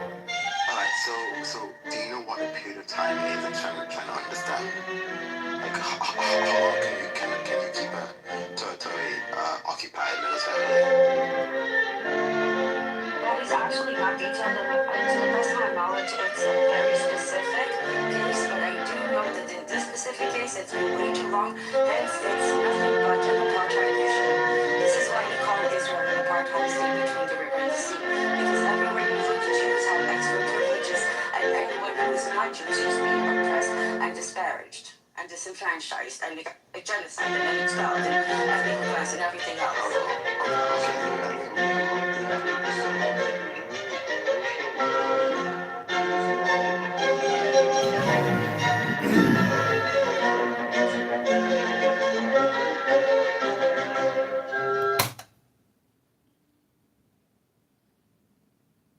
I'm making a burger, but in the air fryer, organic, grass-fed, with salad, with lettuce, tomatoes, melted cheese on top. Wait, in the air fryer? Well, come on, I'm being a little bit, I want to get out in the sun. Why? It's grass-fed, organic. Why don't you put it on like a barbecue or something? I'm not a man. That's a man's job. Okay, so I used to be the same way, and then I was like, you know what? I really enjoy eating kebab and like meat that's on the grill. So I just sucked it up and learned how to cook meat on the grill. It's very easy and it's delicious. When I have my own place and I'm by myself with my man, I'll do it. I'll do whatever he wants me to do. That's it. What if he don't ever want you to do that ever again? I think men like girls cooking. Men like women cooking, right?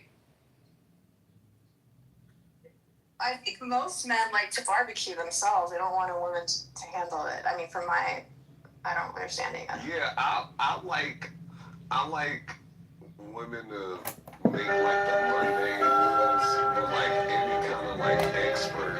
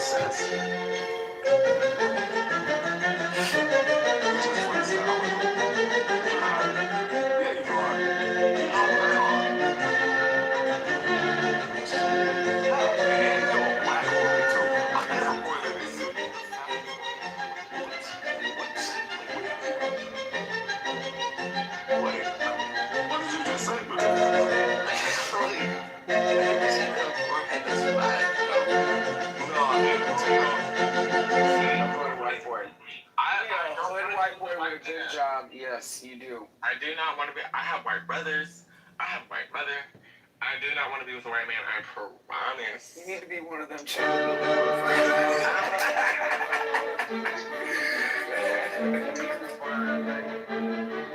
I don't find anything. I go on my social media. I go on my social media, and every day there's a friend request on Facebook, on Snapchat, on Instagram.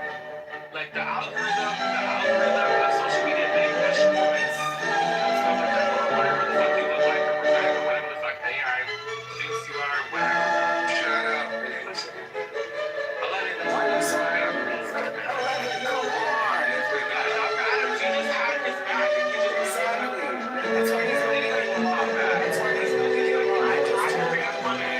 just trying to stop. Okay, no, you gotta be kidding. He stopped. I'm gonna interview somebody that's What did he say? You said they're supposedly not wet. I said I heard everything that was said in that room because everybody's broadcast phone and everything I heard you would allow Tracy and everybody else to say this. Unacceptable. Wow. We don't care. You tie baby ass snitch. Who are they talking about? You are a grown ass motherfucking adult. Well, I heard in this room. Bitch, how do you fix your fingers before 12 o'clock in the afternoon? You're like, oh, bitch. What is going on? No.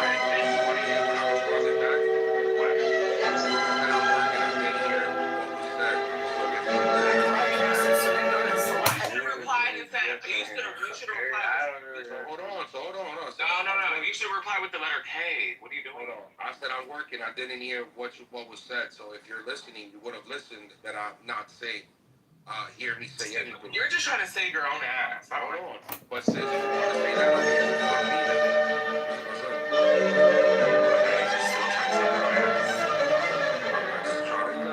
because the reason they came in here and cussed you out has nothing to do with anybody in here. And they're both Adam talks as good.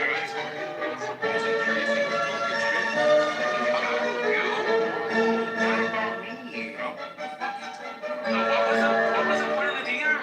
People hearing voices. So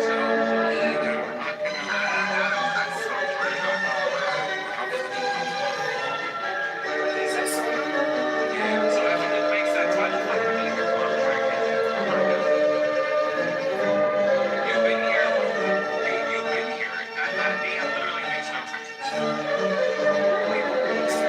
That's what I'm saying. Running back and be like, oh, I was on that, Anon account. Bitch, you're weak as fuck. Oh, there's an Anon account. Weak as fuck. Oh, well, I know. No names are being said. You're weak as fuck. I don't give a fuck. And what the fuck is 11 even talking about? You guys, this small little bird has been following me for the last 3-4 days. It's probably somebody that you know. And it's someone who's passed on, because... Exactly. You know what? It's this... I post up in the same place, and it's the same fucking small-ass, tiny-ass fucking bird.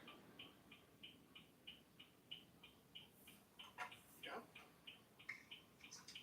11, clear that up. I don't know what the fuck you even said. What? Exactly what happened. We don't know, 11. You're the one that brought this drama to us. Hello? No, listen, Dr. Adam, you're trying to play Judge Joe Mathis after you just motherfucking mended your motherfucking relationship, bitch. No, I'm trying to keep my peace. Like, I don't know why somebody would be wasting their time broadcasting. Shake your neck right now. You have no idea. I want to shake your neck. I want to take a washcloth and wipe y'all the dirt off of the back of your neck. Y'all call me a drunk. I ain't allowed. Y'all call me a lot of stuff. Which may be true. What's wrong with these motherfuckers? But bitch, my thing is, bitch, I'm not out here trying to fake it from y'all. What you see is what you get. What I got is what I got. We gonna be outside speaking.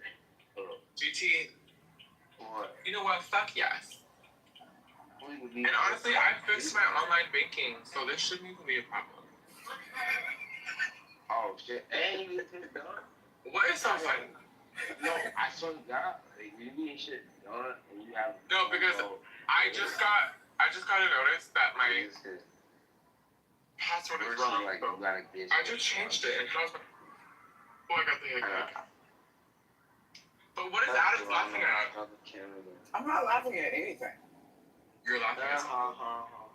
What is wrong with this person? Why do you keep addressing me as this person? I'm talking about GT. What is wrong with him? He sounds like he's about to overdose. Yes, you just sitting there mumbling to yourself. You're sitting there mumbling to yourself. That GT, don't say that. What do you say? He said he wants once. No, that triggers me. Don't say that. He's bugging out. Well, have a fun time, do you, go on a bender, but don't overdo it. Yeah, but he's mumbling to himself. That's not normal. There's nothing we can do about it besides give him GG, you need to drink some water and chill out. that he would motherfucking, modify or moderate his thing, whatever he did. It's all you can hope for. Bitch.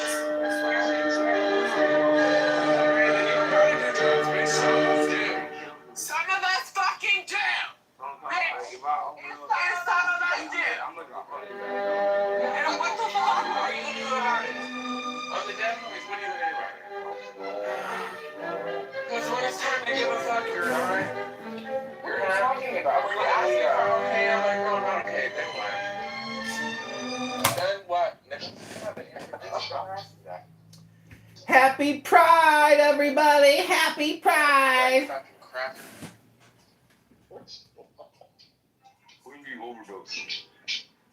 It's not an overdose, bitch. I'll show you an overdose.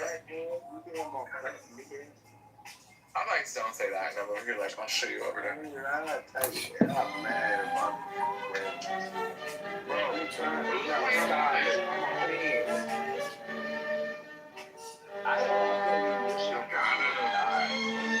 Dylan, you're the last person I want to hear from.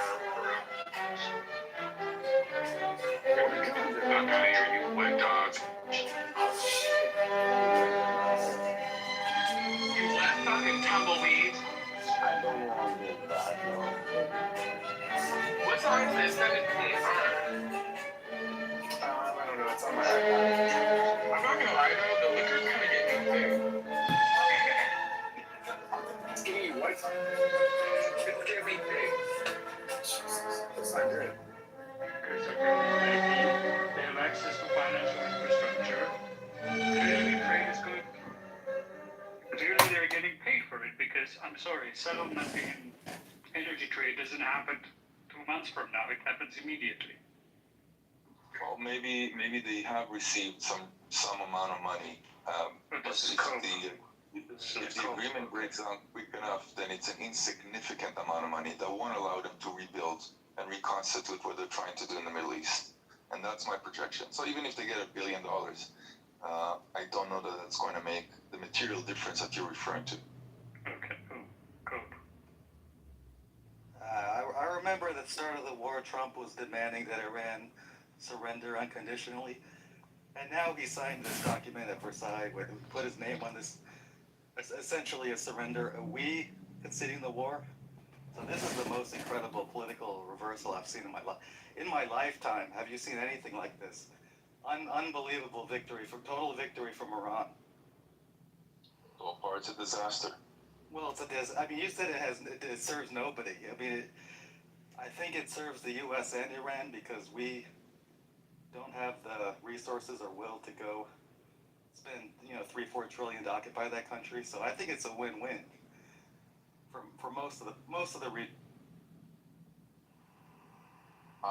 If you believe that this is not going to turn out to be a bigger disaster than it currently is, then you're right. But I'm pretty sure that there is no way that this can turn out to not be kind of a World War III scenario, where Iran says or Iran does what it said it will do, which is down with America, down with Israel, dominate the world, spread Sharia, not just Sharia, but spread specifically Shia Islam, and that's what they're aiming to do. That's what they're stating that they're aiming to do. Sorry, I have a big silence. I'm asking you, Tom, what you know about Shia Islam? Because you're speaking about spreading and Shia. Explain, be more specific. Yes, please. Because you're really bragging now, turning around with the discussion. I'm not bragging at all. Explain me, please. How 10% of the Muslim can just get all of the rest of the world. Go on. I'll explain it to you. It's fairly straightforward. That's what they're saying they're aiming to do. They're saying that their basically his response is doing that exactly. Now, they've been attempting to do it for the last 50 years. They've been making amazing progress with the Houthis, with Hezbollah, with multiple proxies around the Middle East. They're made incredible progress toward that goal, and ignoring what they're telling you they're going to do in light of all the evidence of what they've done and how much success they've had, and saying they're only 10% of the Muslim population. Why would we believe them? Because they're proven that they're successful in attempting it. What else do you need? How can they be successful at Now I'm sure. Now I am sure that at least you are half Iranian. Now I'm sure. How can one be successful at attempting? That's why Tom, I got you, and that's good, because people that are talking like that are Pahlavists. Oh, I support him for sure, but No, but it's not just you're supporting. You're a hidden Iranian or half Iranian.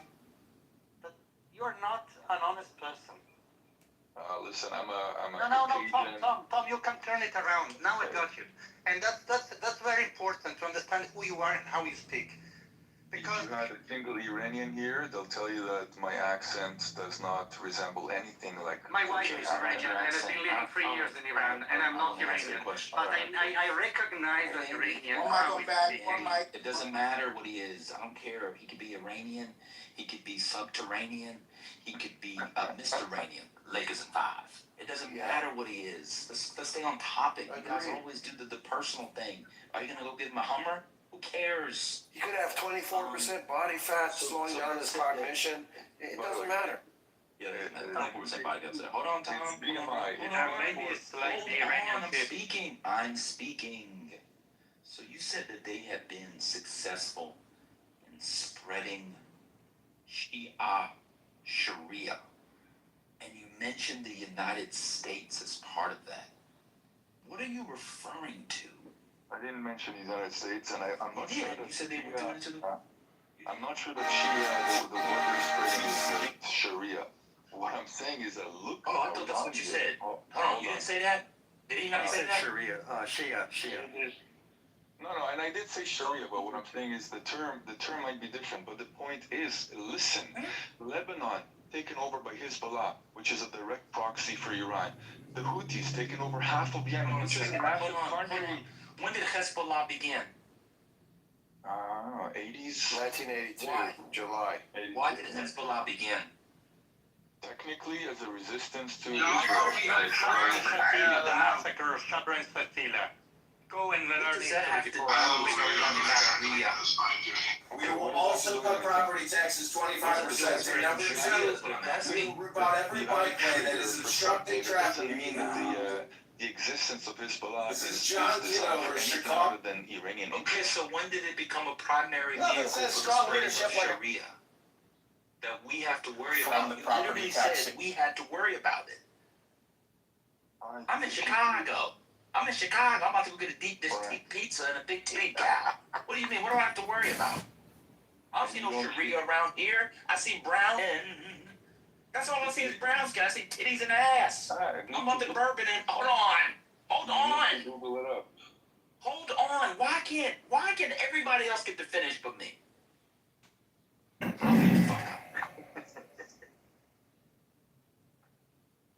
If you don't see Sharia spreading, then you need to pay for something called the internet, because there's literally massive communities being governed by Sharia law, including in Texas, and it's the last There thing are that no Israel is concerned communities about. in Texas being governed by Sharia law because it's unconstitutional. Correct.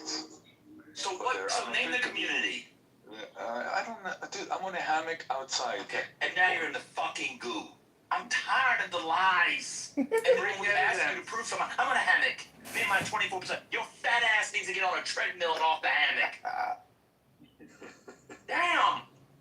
You cannot have an honest conversation with these people. There's towns in Texas. Imagine thinking Texas is being governed by Sharia. What county? I don't know, dude. I'm on a hammock. The hammock is about to break because you're bending the trees with 24% body fat. Get your fat ass up and take a walk. These people with their scripts. There are trans people in here for... Well, am I the only one in here who heard that? Yep. Anybody else in here hear that? Yep. people, we don't want to hear it. In context Take your of fat ass somewhere else with that. international law, he brought up trans people. Dan, can I rephrase? Having Sharia in Texas.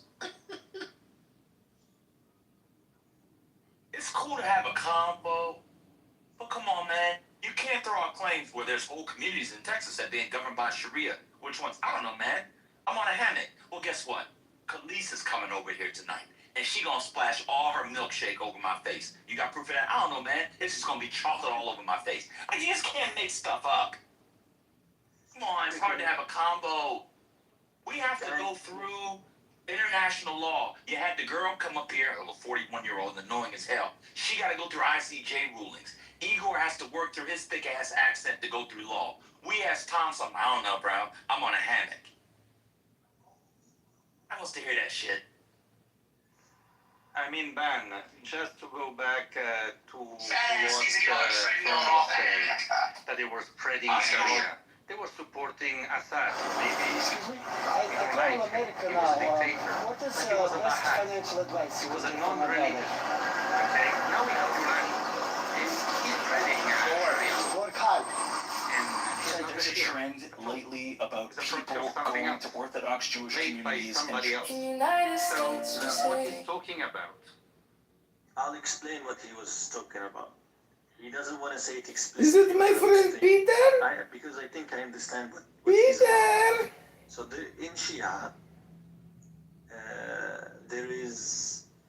Peter, how are you, my friend? Shia that says, in Armageddon, I don't know if you agree with me or not, the last war or the Armageddon are going to happen, or is going to happen in Palestine between Muslims and whatever it's called, Jewish, the rest of the world, I don't care. But they're trying to spread their ideology because they believe it, to prove that at the end of the days, all of us are going to be like them, Shia, all right? And all of us are going to fight against Jews. If none of us is Shia, then we are on the second part, with the second group, which is the Jewish part.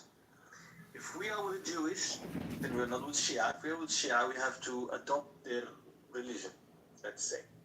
This is the same that the Christian Zionists in the United States have. Well, in Christianity, Islam, Shia, Sunnis, they all, in Jewish, they all have the same thing. So what are we supposed to do? All right, so we reached the point where there's a group of religious people who believe that people outside the group are not chosen, they're infidels, heretics, possible apostates, depending on their relationship. Okay, so we reached that point in the conversation. What can I do with that now to build the conversation? If you're not Shia, you're not, correct or good in God's eyes. All of us are not. There's like one Shia in here. What can we now do? How do we build the conversation from that? Now that you've all come in and told us about the project of Shia fundamentalism, which we all already knew, what can we now do with it? And then I want to ask Bruce a question. What can we do with it? Exactly. It's a conversation space. Hold on, Bruce. So, Bruce, in the chat, you said that was Sharia law. I saw people marching in the street. Where was Sharia law? Did somebody get their hands cut off for stealing or committing adultery? I just saw people marching in the street. How's that Sharia law? I just said Sharia law. I said this is what people are trying to do all over. You put Sharia law in London. I'm looking at it. I've screenshot it. So you can't. Hold on. If you scroll up between Ricky's eyeball, which is belief RJ is bigger, RJ's knowledge, so everything you gotta have is bigger than everybody else. It'd be the first time in his life he had something bigger than him. But now that he's a champion, his eyeballs are bigger than Ricky's eyeballs. And then you put Sharia law in London. I clicked on it, and it shows people marching in the street. That's not the operation of law. Have you see the interviews of these people that what they want? Stop. I'm asking you about this Instagram reel. How is that Sharia law? That's all I'm asking. It's showing the trend of what these people really want. Stop. That's not what I'm asking. Is that Sharia law? That Sharia law is coming. That Sharia law. Stop. Is what you showed Sharia law? The Sharia law is going to come. Yes. Is that Sharia law in that clip? That's what they want to turn Europe into. And you see is that Sharia law in the clip? Sharia law coming. Is it Sharia law in the clip? Is Sharia law coming? That's my answer to you. This is why, all right, I got you. This is why, mods, it's impossible to do the Israel thing and have a good conversation. Everybody is utterly dishonest. Let's talk about Iran. I don't stop interrupting me. Let's talk about me. Finish what you're interrupting, okay?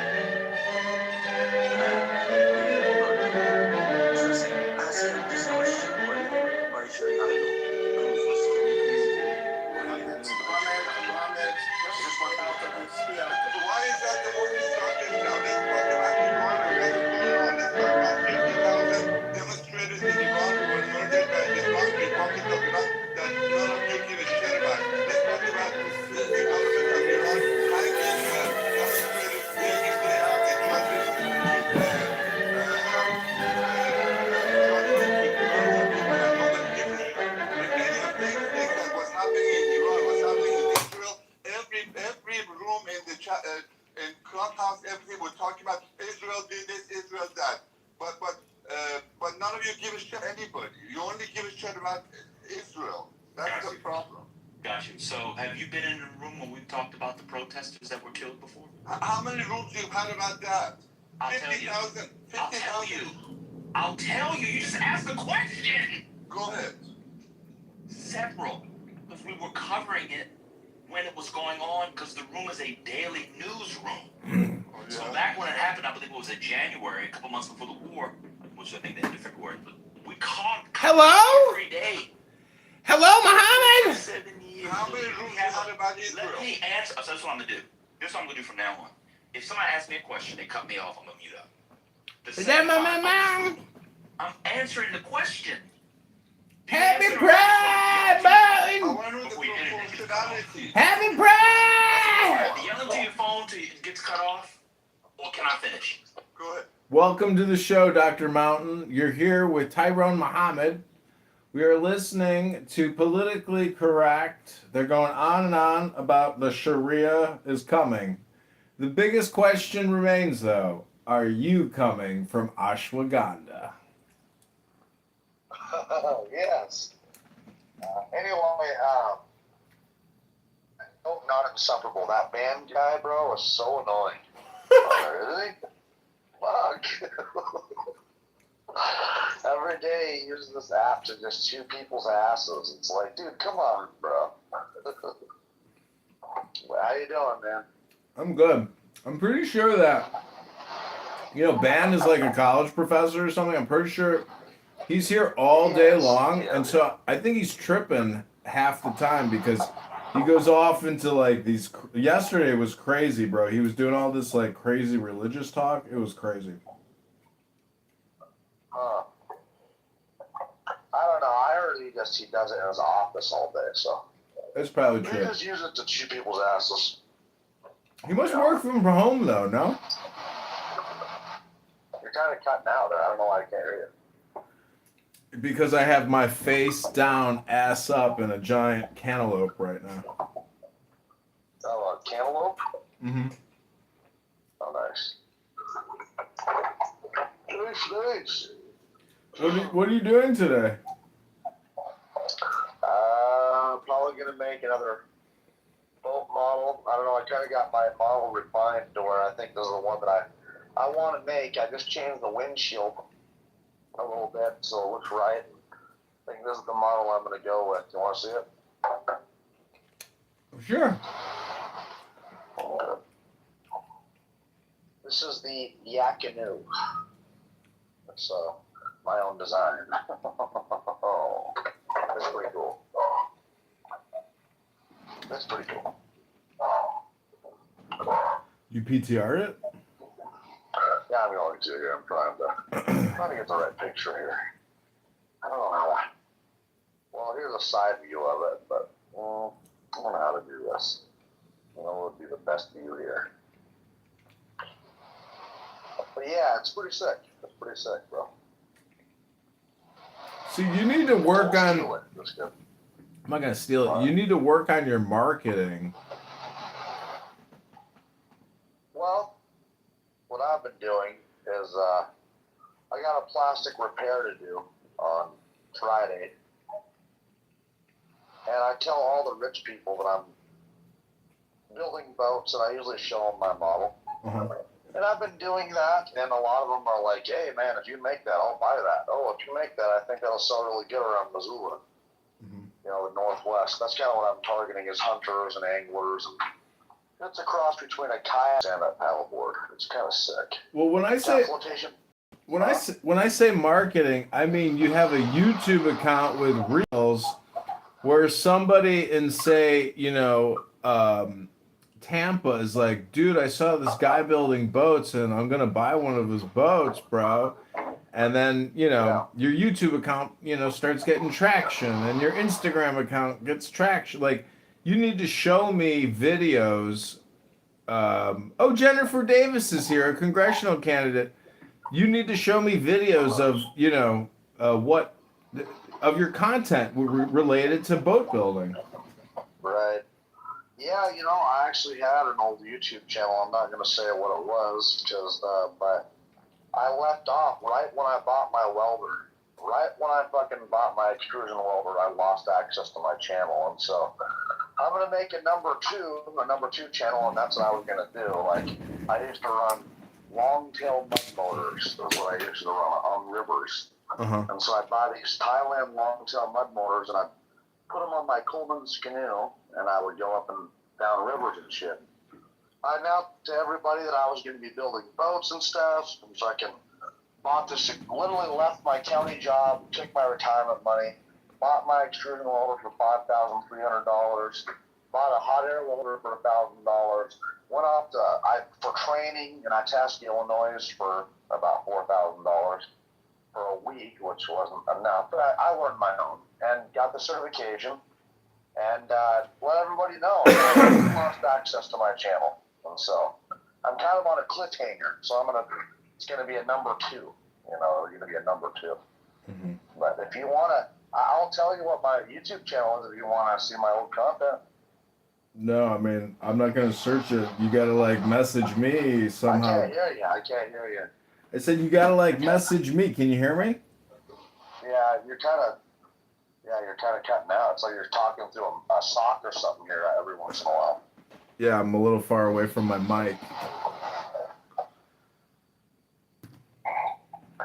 You'd be the only person I would tell on Clubhouse because. Oh wow! What a privilege! Oh, this is proprietary information. I'm going to go to the bank tomorrow and cash my check. This is some. It's like you're sending me money. It's like you're talking to you. It's like you're just sending me money. Wow! I'm going to tell you what it is. Wow! I'm going to tell you what it is. Oh my God! Wait, let me get my notebook. Are you ready? Go ahead, doctor. No, John. Go ahead, doctor. It's called Mud Motors Max. Mud Motors Max. My bank account just got a wire transfer with $20,000. Type it in, bro, and you'll go, oh, that's an album. Don't ever tell nobody though, okay? Do me a favor. But yeah, that's what I do, bro. I run long tails and shit. And so building boats is my thing, you know? And so I've been building models, building some boats, but haven't sold any because you got to get a Coast Guard approval. We get in a lot of trouble if you try to sell boats without that Coast Guard manufacturer identification key or horsepower capacity rating. $50,000 for every boat you sell. Civil lawsuits by the federal government for every boat. 50 grand down the tube. So there's no point in selling a boat without that. So yeah, that's kind of what I'm doing.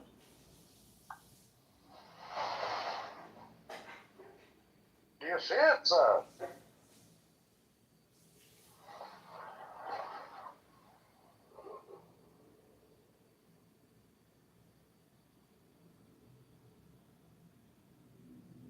Max MAX, by the way. But that's me.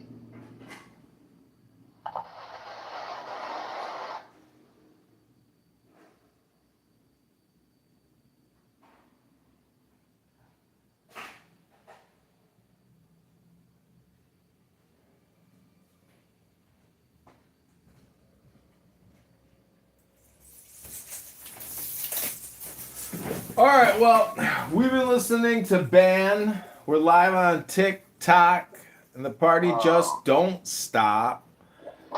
We've been talking to a world-famous boat builder and a landscaping architect. This is a talented man with a great brain and a lot of brawn to help do the heavy lifting and get the projects done. Yeah.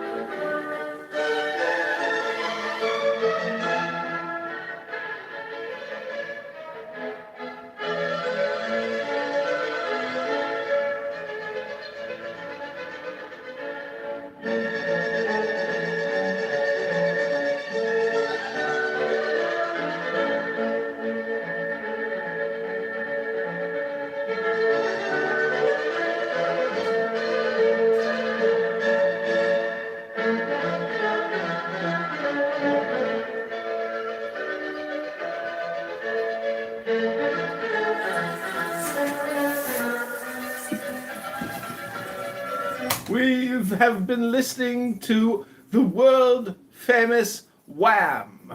Wolf Gang! Amadeus! Mozart!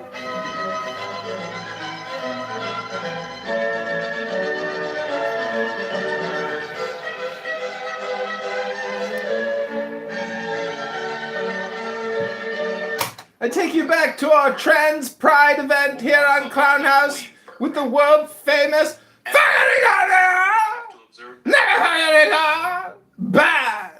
I think it should be illegal because I think these people are becoming One second. subject to these One rules. second. Are the people who observe Bet then, are they choosing that freely? Usually the husbands choose for the wives, which is my personal problem with it. I'm asking you, well, can the wives leave legally? Are they allowed to leave? I'm not talking about someone being held hostage or captive, but are they allowed to leave? I consider these groups like cults, so they can technically leave, but none of them do. Okay, right. So if that then is allowed under our Constitution, and these are civil matters and family matters, shout out to Steve Urkel if you take the cool juice. Steve Urkel?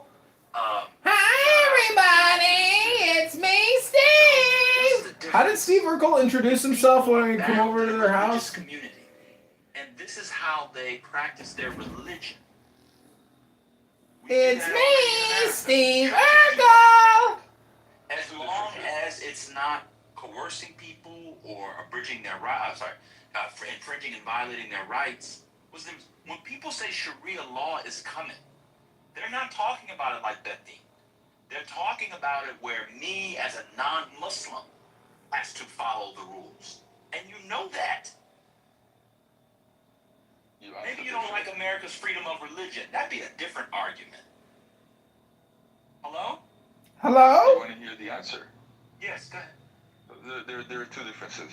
Judaism and to some degree Christianity are not expansionists, so they don't try and force other groups to do what Christianity they're is doing. not expansionist? I cannot have this conversation. I cannot have this conversation. In Texas, are you familiar with the evangelical? Do you know what evangelicalism is? Do you understand the difference between Sharia that says that you can be killed if you're not Muslim versus Christianity, which that's not legal in America. That's not being practiced in those communities. That's illegal. I agree it's illegal, but it is happening. Why don't you ever knock? Well, if I did, nobody would ever let me in. Alright, see ya.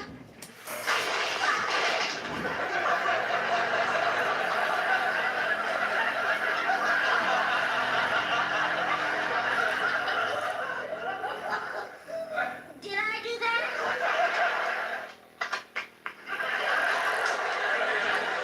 Hi, Carl. Don't you think you ought to stop calling me Mr. Winslow?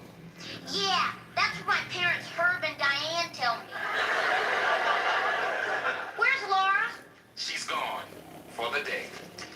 Oh, I'll wait.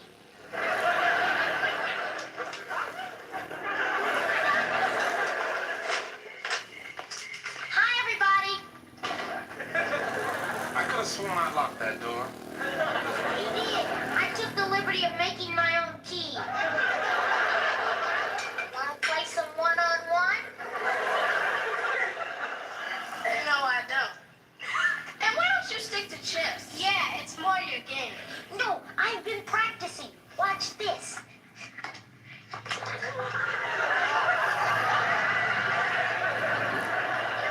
Did I do that? Ready or not, here I come. That shower running doesn't fool me, Laura.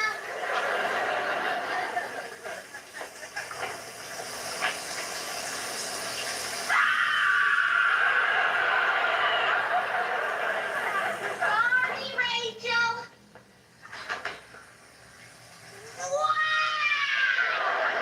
Laura's upstairs.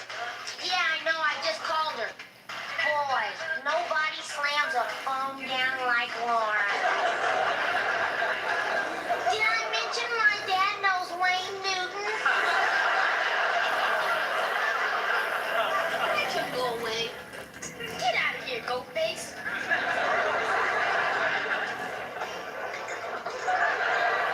Excuse me.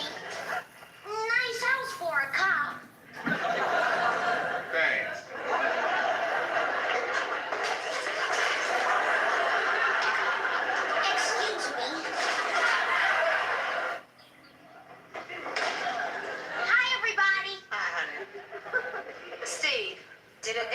occurred to you that when the door is closed, we're trying to keep unwanted people out? Oh, I better lock it then.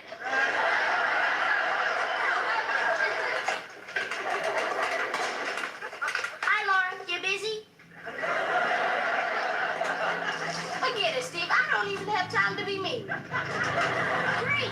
Maybe I'll stay a while. Can I help? Yeah. You got an oven we can use cheap? Sure.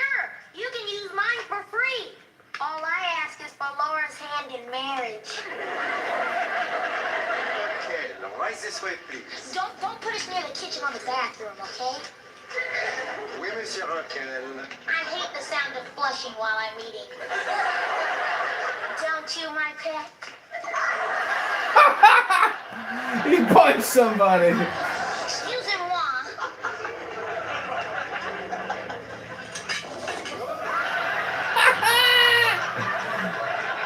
It's basically like slapstick or what? Clown comedy. Everything is like from. I'm in the middle of something. Go home. I can't. It's my parents' bridge night. I'm not allowed near their friends. Hi, Laura, my little photogenic fox. It's that time of year again. The day everybody exchanges their school pictures. Sorry, I don't think I can spare one, Steve. I only have 144. Oh, I understand. I'll just stick around and stare at the real thing. Steve, what are you doing here? I come here 3 or 4 times a week. Oh, felt like a second home. Oh, no, Carl, that would be your place.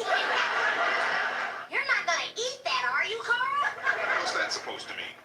Do you know what's in it, baby? Guar gum, red dye number 5, and enough cholesterol to clog up your arteries like a drain full of greasy hair. Once again, you've come between me and the things that I love. Works every time. I found your problem. Your shielded cable is crossed with your power line. But don't worry, I fixed it. All right, let her rip, Carl.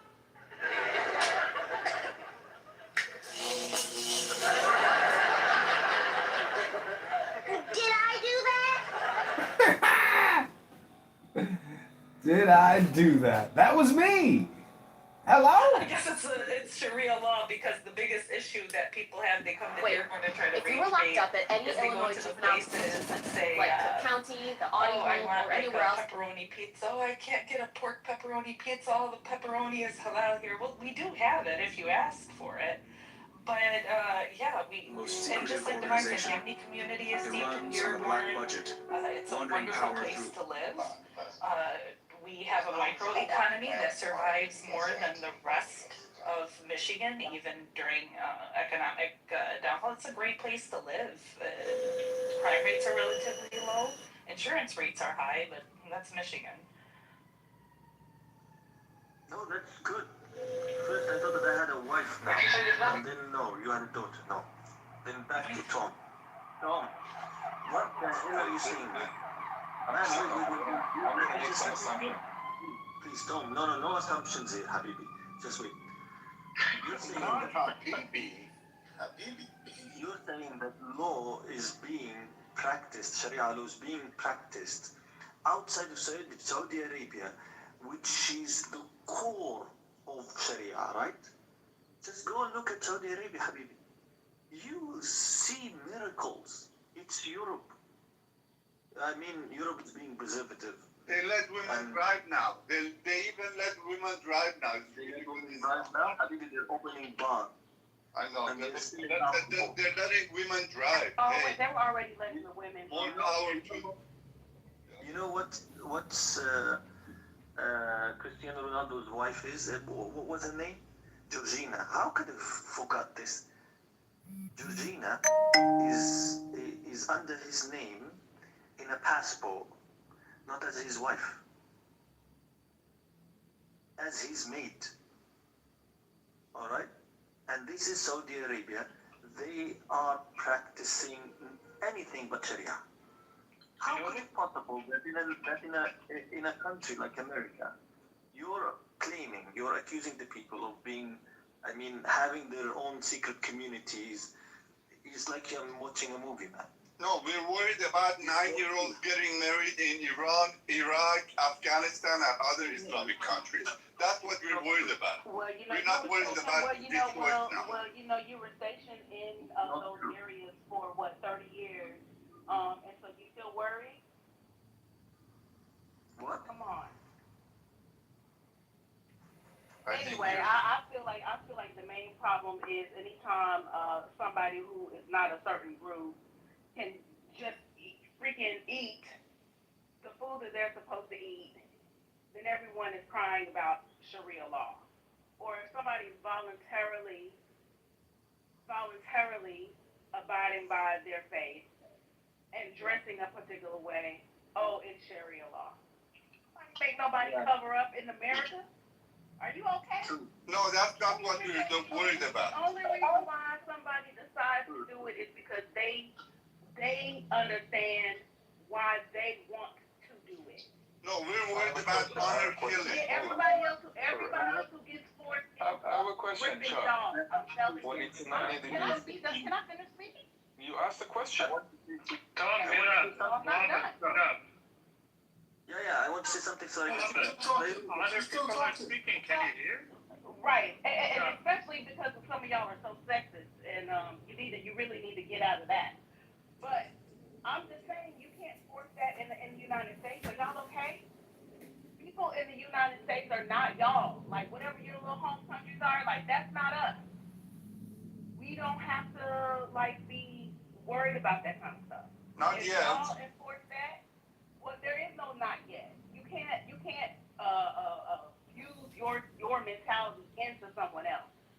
You can't do it. Y'all tried. The FBI tried. Came to different mosques and things like that and tried to get people to be extremists. And guess what we did?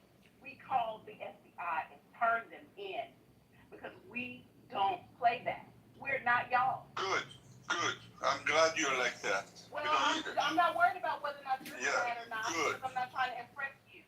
Yeah. What I'm telling you is that how the human brain works is not that you get to just wave a fucking wand and all of a sudden people are just Shia who are minorities. That's just crazy. There's been a lot of honor killing in Europe by people coming from Pakistan and other countries who are not used to this culture. We want to make sure that it doesn't happen. Honor killing in America. And it doesn't matter their faith. There's a lot of dishonor killing here. So nobody cares. So you're okay with it, good. A lot of women in the United States are killed by their partners when they cheat. Thank you. Killing people for blasphemy. That's what we're worried about. For killing for blasphemy. Bruce, one second. Tell me a country in Europe that had a honor killing. Thank you. You haven't seen people come to Pakistan and murdering their own daughters because they dated the boy? Where that was in London? Can you provide a link? Oh, yeah, I'll find for you. Sure. Thank you. You know, I'm just trying to figure out how and why, like, this makes sense to, like, why are you speaking to Americans about this? This is strange to me, especially black people. Trying to scare us about a religion? Are you okay? You keep asking a question. Can I answer your question? Under every religion, black people catch hell. What's wrong? Give a shit about your little quibbles and qualms. You didn't give a fuck until just like 2 hours ago. Charles, you sound like a liberated. Okay, you sound like a liberated. Great. You sound like a liberated woman. How many women do you know? How care about what I said to you. Shut up for a second. You don't impress me, so I don't care. What the fuck, Tom? Why would you say shut up? Because she keeps talking over me and she keeps screaming at the phone. You keep talking over her. I don't care about your opinion. And I'm not trying to take up all the space on the stage, but I don't respect how you speak about what you're speaking about because you're going to demand that if someone speaks about your group, whatever group you belong to, that you're going to want them to exercise more caution and care than you are doing. And so that's the reason why I'm continuing to talk over you. Okay. But So how many Muslim women do you know who cover their whole body, cover their whole face? You can only see a tiny slit of their eyes, 90-degree and sunny weather on a beach, and that's by choice. As a liberated women, tell me how many of those women, My how cousin. many of these, well, let My me guess, cousin. you are, She wears do you shadwa. support, She wears do you shadwa. support, She wears do you it. support the IRGC? What's Me? who do you support in your right No, now? I don't.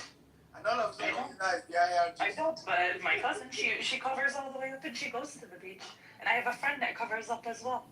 That's the thing. We have choice in America. We have choice. So, Choice. And she does it by choice. There is a choice. There's a choice. You want to cover, you cover. Yeah, she is. She doesn't have a choice. There you go. She doesn't No, have a choice. she does have a choice. Her husband is actually less religious than her. Okay, so a Her woman husband is less religious than her. She chooses. a woman chooses to cover her face, She does. her everything on a Yes, black yes, veil. they do. You got your answer. They do. Enlighten us. Enlighten us. They Why would choose. you do that? Because that's her belief. That's her belief. She believes Tom, this is how she wants to live her life. There's a Haredi community in Israel of about 1 million people. They dress just as religiously biased as Muslim women or men. They don't, but it's a Yes, problem. they do. And by the way, Yes, she they covered do. before And she they got do married. that by She was that choice, way and you before. know that. They don't cover their face, and I think that they're wrong just as much as the radical Muslims are wrong. So why don't you do with that? And so your male opinion about what women are wearing, we're supposed to all the You might think it's just as wrong, but you chose to criticize only Islam, and that's your reason. Because there are 2 billion of them. Because there is 2 billion of them. It's not a joke. 15 million do not have as much effect as 2 billion You people. can be as scared as you want to, but you're just projecting. You people who think like you. You people! Feeling that you are being jailed out of what women are displaying because they cover themselves. And so instead of admitting that you dislike your entitlement to see women, Muslim women's bodies who want to cover up, or women's bodies who want to cover it up, instead of that, you project onto them what you feel, which is. As an Iranian, I have seen what happened to us. Miss, I don't care. stop. As an Iranian, I've seen people getting murdered for showing a little bit of their hair. What are you talking Your about? religious trauma that you have to deal with. It's not my religious trauma. It's the culture of Islam. Can I tell you something?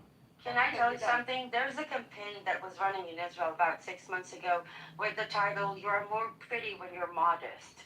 I have videos of Haredi Jews ripping up banners from, or like bus ads off the bus because they have a face of a woman, not even a body or anything. So before you go criticize others, how about you start by cleaning up our own shit? Because Islam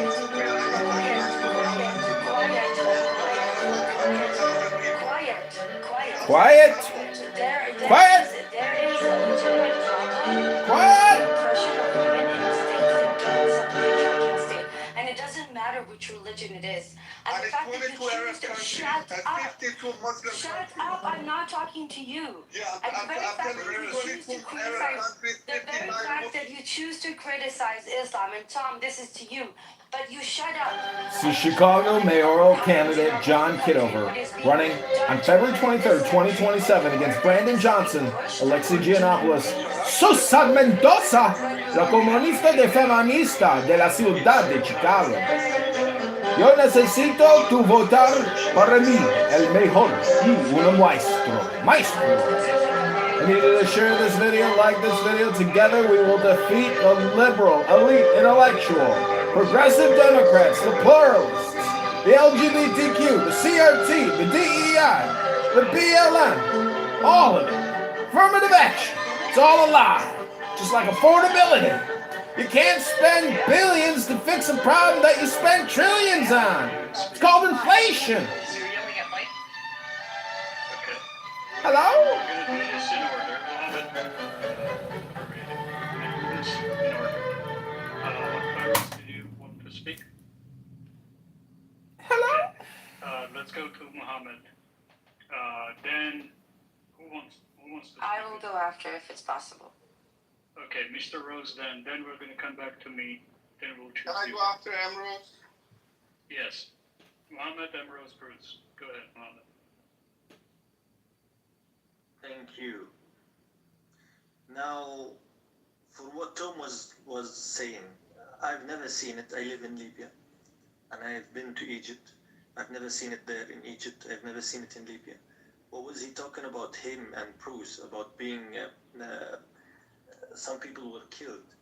Actually, there are internal conflicts between Shia and Sunnah, and mostly Shia are killing Sunnah in Iran. And you can say vice versa, I don't care. But this is the truth that's happening there. I don't know if Bruce agrees or not.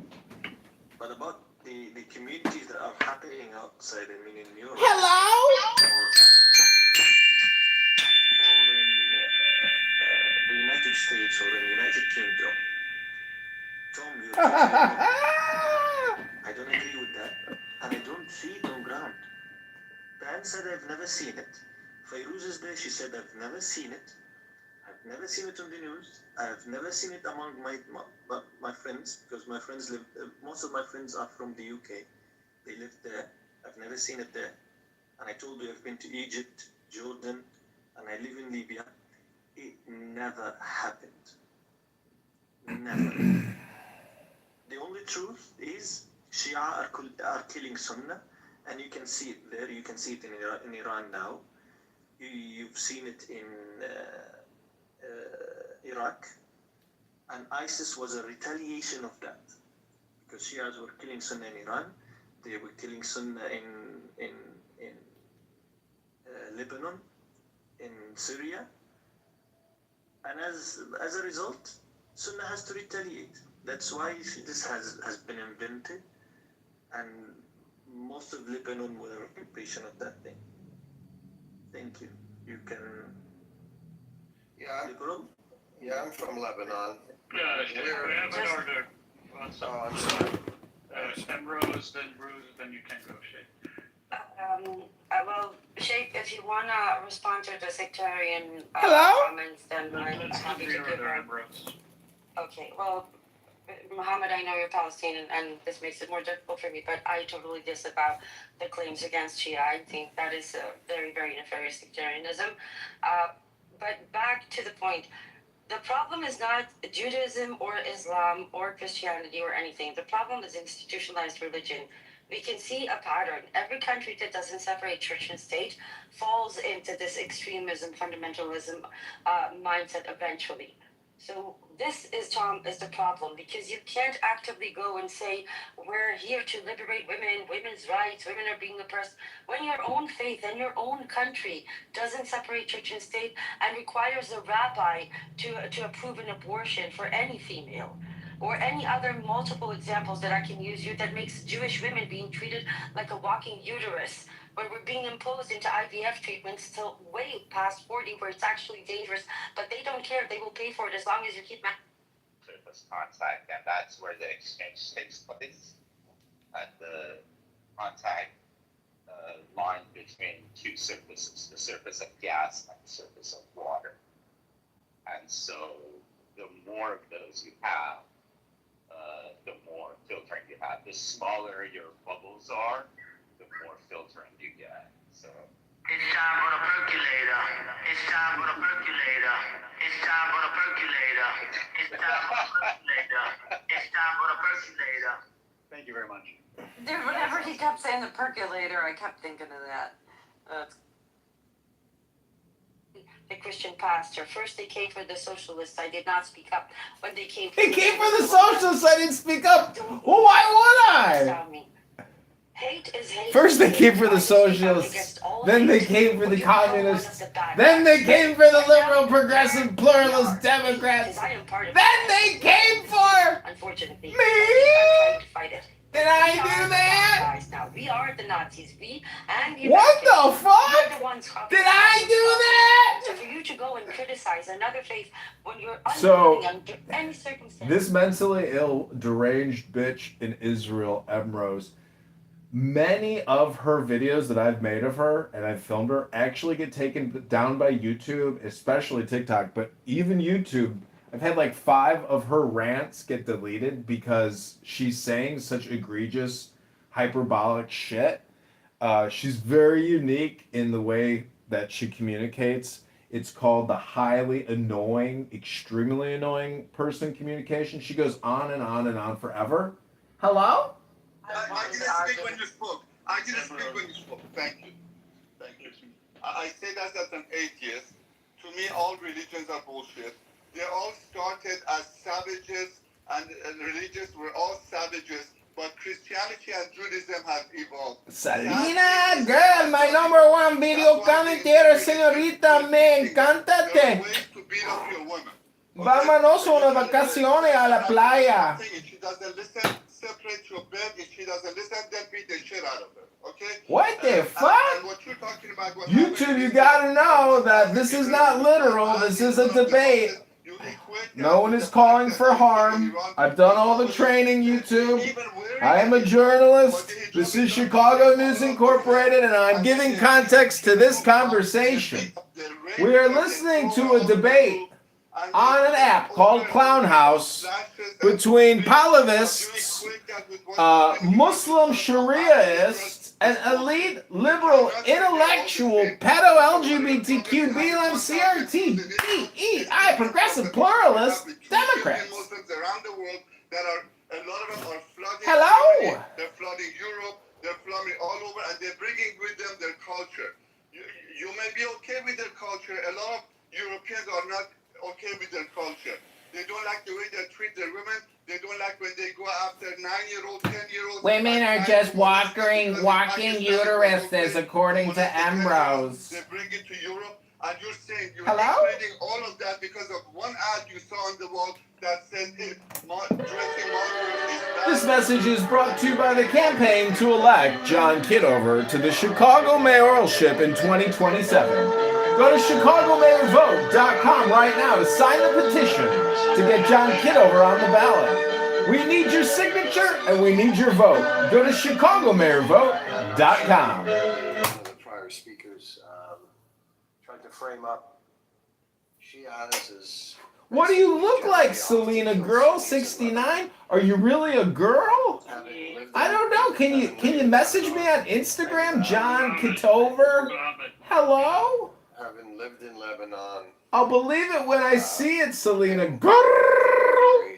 Deeply involved in all the communities there. She Sunni Christian.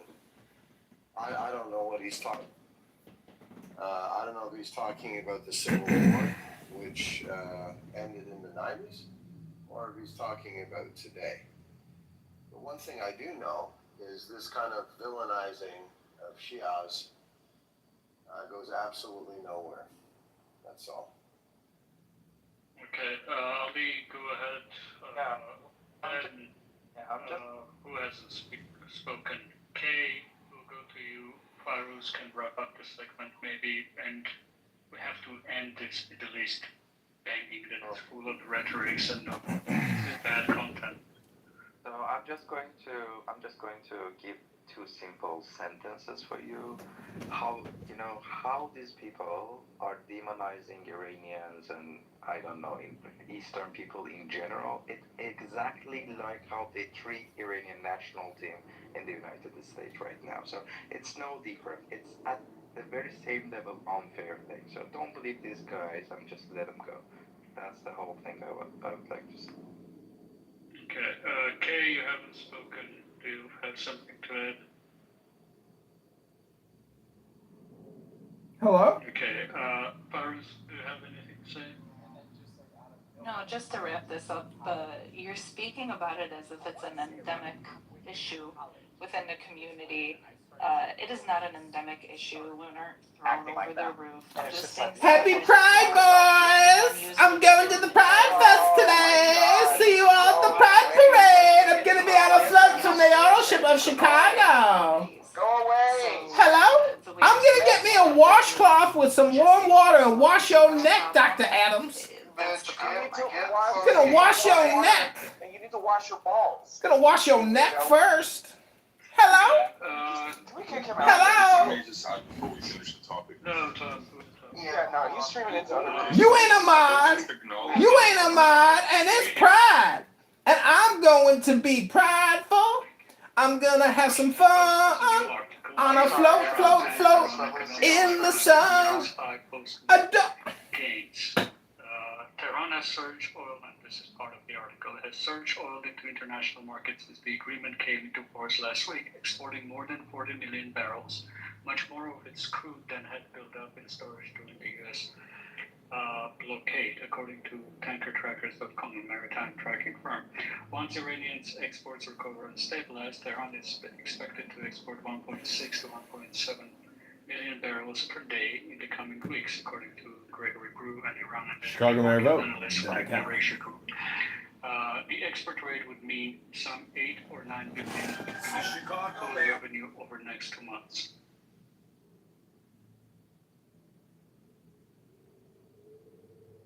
Do we have other topics? Anything that is contemporary, breaking news related?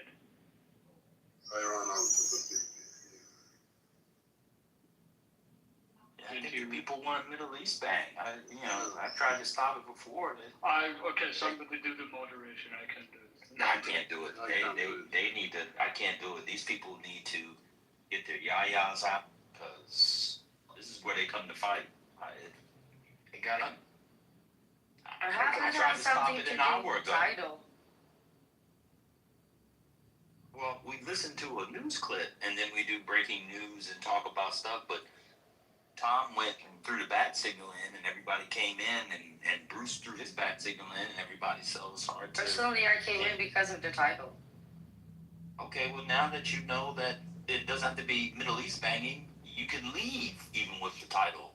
Y'all act like the title is not some super magnet that the Joker developed so that the Batmobile could make its way through Gotham's. You can just leave. It's a title in a free app. If the title said, give me titty pics, would you also come in and stay? Hey, just leave if you don't. It's just a title.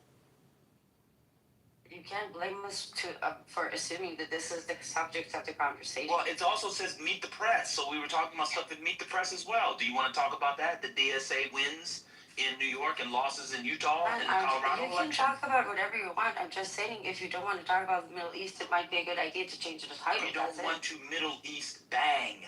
They were banging with their gang. They were outside with the deuce, the 6 to 8 to 9. They're from the deuce. They were banging outside with their gang. And one of them gangers. Igor, get your friend before she gets found out in the hallway. It's insane. I'm about tired of her. She's annoying as hell. Go open your own room where you can gang and bang. Middle East, we don't want to hear that all day. If Igor doesn't save you, no one else will, and you will be out. Nobody was there that banging. Oh, there's already community here. Is already. We don't care. I don't care. In fact, do you want to talk about the tent of meeting? You want to talk about the book of Numbers? You want to talk about spreading the ram's blood on the tent of meeting? We can talk about the tent of meeting. That's in the middle. You want to talk about the tabernacle? You want to talk about the Ark of the Covenant? And the mercy seat? I love the mercy seat. Why don't we talk about the gold serpent on the rod? Let's talk about Balaam's donkey. How come we got a talking donkey? How come we went from a serpent from the first talking animal and the second one is a donkey in Numbers 22? Let's talk about that. Y'all talk about Jews all the time and the Hebrews. Let's talk about some real text. Can we talk about body fat whenever there's space for that? Come on, man. We don't want to hear it banging. If y'all want to bang, go open your own room. That was that boy's name, Amir. Go bang in Amir's room.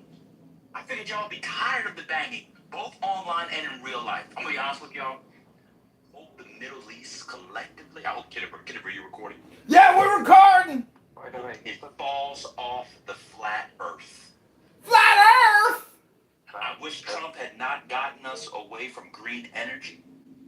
I wish we were totally green energy and the Middle East would fall off, because the earth is flat. That there would be some sort of tectonic movement. Right? And the plate shook. Remember how the ground shook in Genesis? In the Torah. And I wish it shook. And I wish there was a day. And God said, oops, I made a mistake. I wish. Because the so-called promised land, you remember, Emerald, since you're going to talk about the Jews, let's talk about the Hebrews. Let's talk about Hebrews and Israelites. Remember when Moses sent out the 12 spies? And 10 of them said, oh, we shouldn't go over there. Leave that shit alone. But Joshua, who, of course, Moses changed his name from Moshe. Nobody was talking about that in this discussion. And Caleb said, hey, we can do it. I'm be honest with you. I wish Moses had followed the 10 instead of the 2. Look at that, 10 and 2. Where are your hands when you drive? On 10 and 2. Why? That's a direction in which you're going. That's a numerological, abolic that I read from the Zohar. And then 2. Y'all not ready for that yet? You reading Zohar? Let's talk about that. Tired of hearing you people bang. Tired of hearing you people fight all the time on the app and in real life. It's boring. We are sick of it. A shithole part of the earth runs the earth. I wish y'all was as irrelevant as Kashmir, which, by the way, is also a fucking mess. God damn, I'm tired of hearing y'all bang. Fall off the earth. Kitover, I hope you're getting it all. Getting it. We're getting it. I wish I could look up at the golden serpent that Moses constructed, and when I looked up, it would fall, or even better. I wish, like he did to the people who were questioning Moses' and Aaron's leadership, God would just open the earth and had the Middle East just fall through the hole in the earth. He already did it once in the book of Numbers. Just fall into the earth. You're not good at peace. You're not good at geopolitics. And you're not good at soccer either. It'd be one thing if y'all would be good in the World Cup. Your team's sucking in the World Cup too. You offer nothing but strife and headache. Sick of it. Damn, he's roasting Emrose. Thank you so Damn, much. he roasted Emrose. Well, Trump just We're cooking with ban and politically correct. campaign. If we want to change the subject, He also said he'll he be sees the the way of the best. elections. He also said he would be the best communist dictator, or something to the effect. I don't understand this now. We have elections going on right now, and they're not looking very good for the Republicans. So Trump is starting. Ahmed, you're starting to interrupt again. I can't moderate this stage. We had a precedent of going in order. Please respect other speakers. Clarence. Yeah, so it looks like he's feeling the heat, and now he's going on a rhetoric campaign. He's changed his focus a little bit.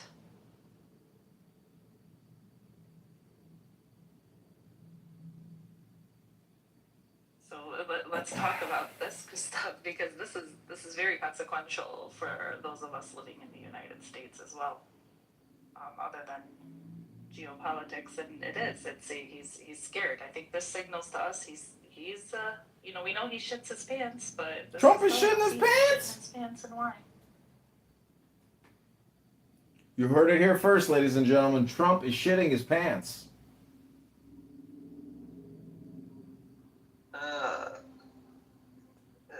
Does anyone here knows what is going to happen to us in Libya?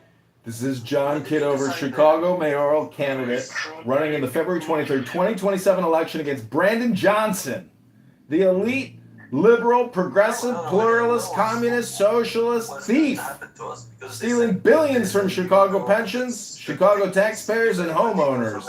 Property taxes are through the roof and only going up. The CTU mafia controls our property taxes. The pensions are eating up all the budget. The interest expense is eating up all of the budget. There's nothing left for you and me. We are tax slaves.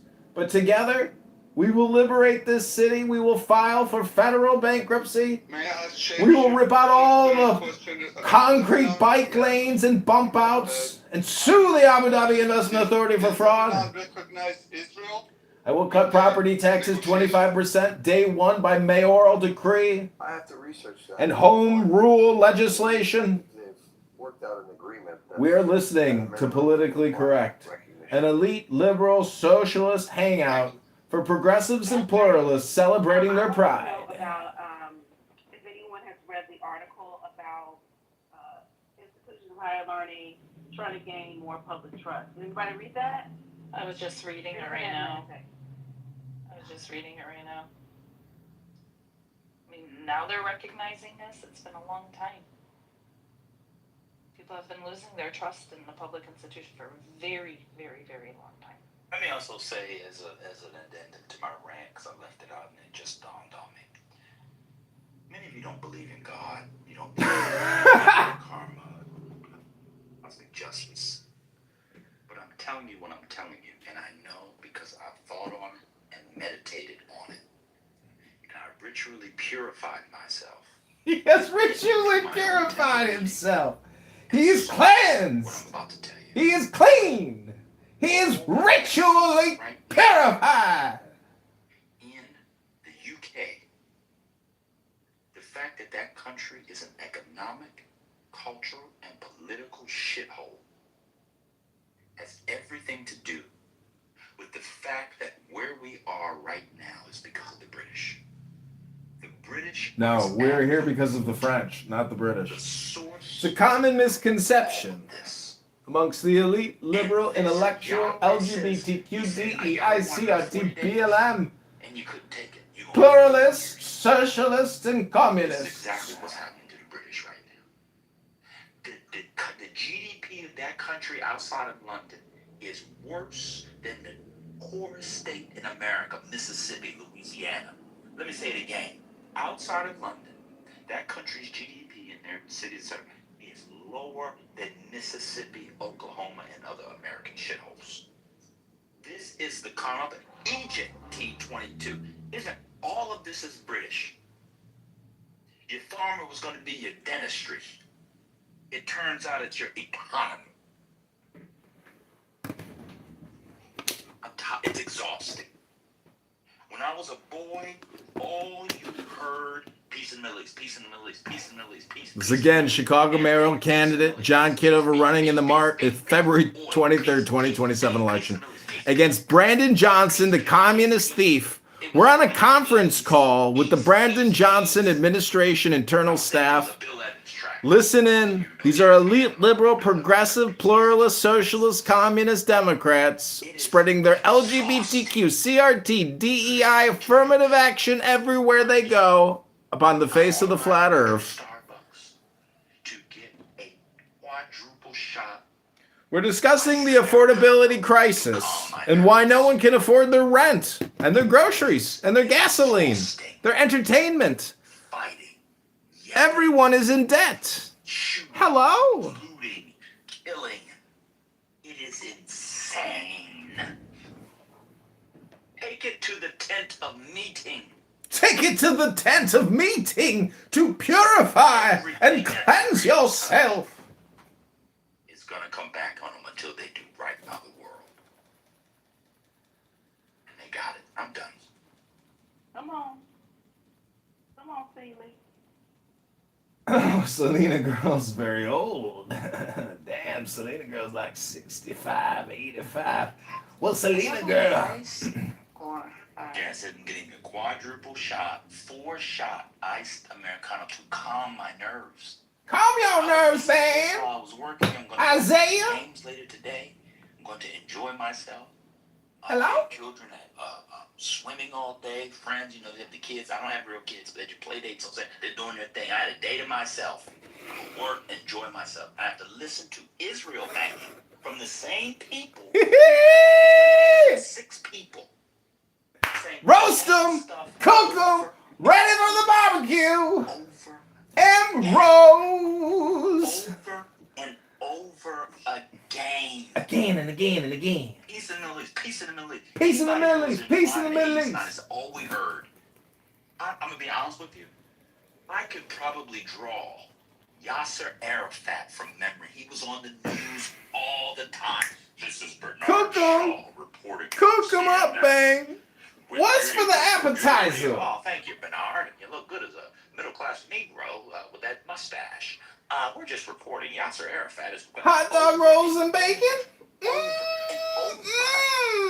Aren't y'all exhausted yelling with each other? Bang it up, cook it up, and roast it up. El Tufo will come in Hello? here later on, and he'll be spitting all over the phone.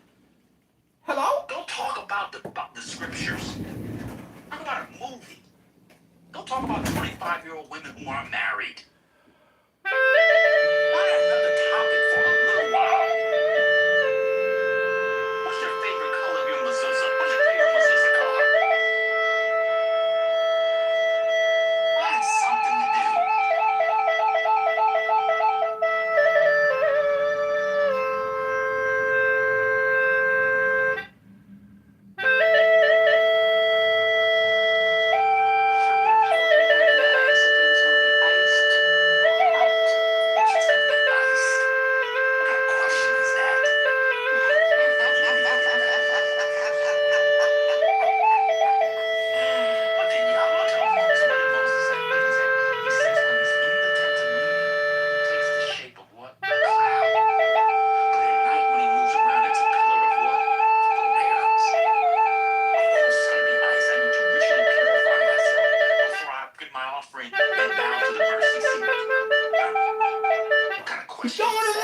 juicy, but he gotta get purified now.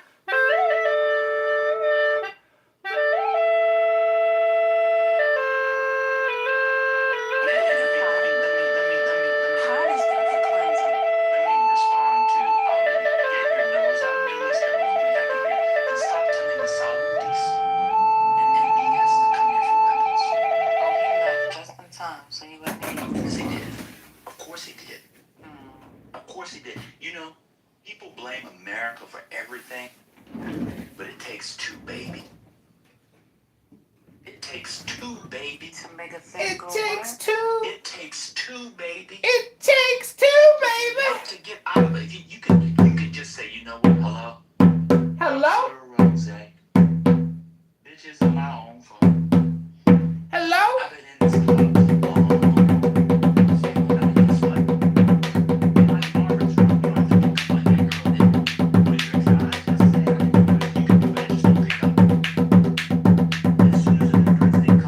What's the first trip they go do? Anybody know?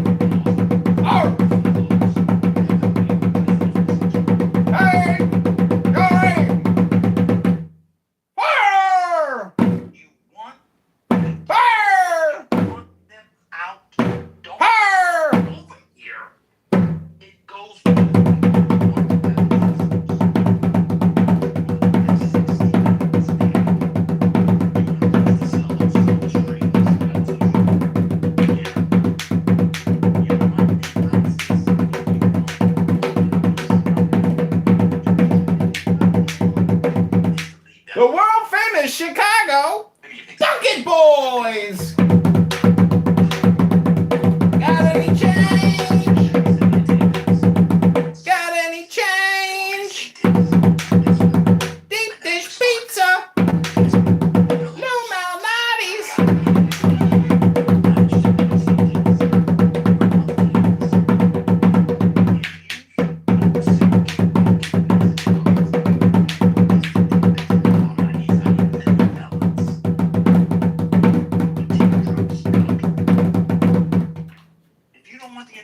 Involved, guess what? Don't come to the United States. Hello? Stop trying to have golf tournaments. Oh, we're going to do LIV over here.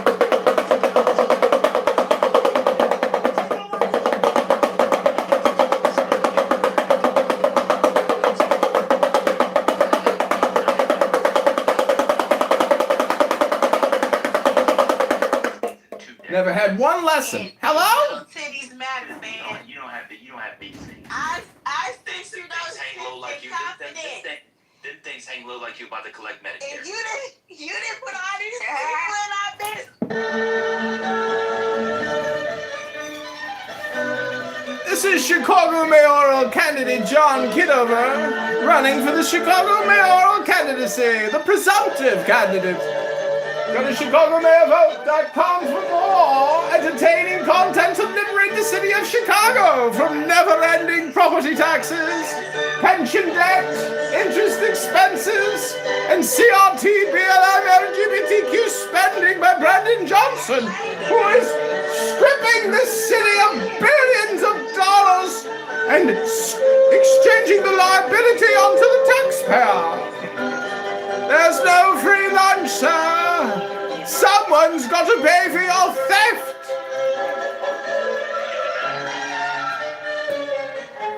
Hello? Hello? I mean, with all jokes aside, am I the only one that's exhausted by this? It's been my whole life.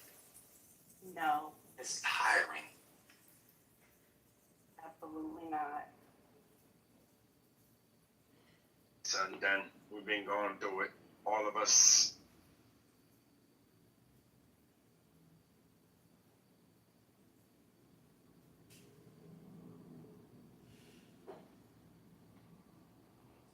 I wonder how much money Wait, Bruce, hold on, let Bruce speak. Bruce, I'm the only one that's tired. You're not tired of the strike in the Middle East, Bruce? I'm sorry, I meant to say no, you're not. I fucked up. I agree with you.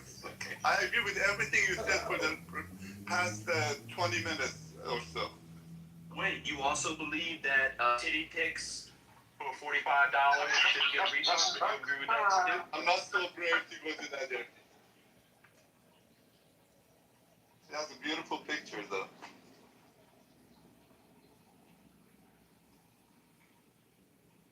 Where is this Soji?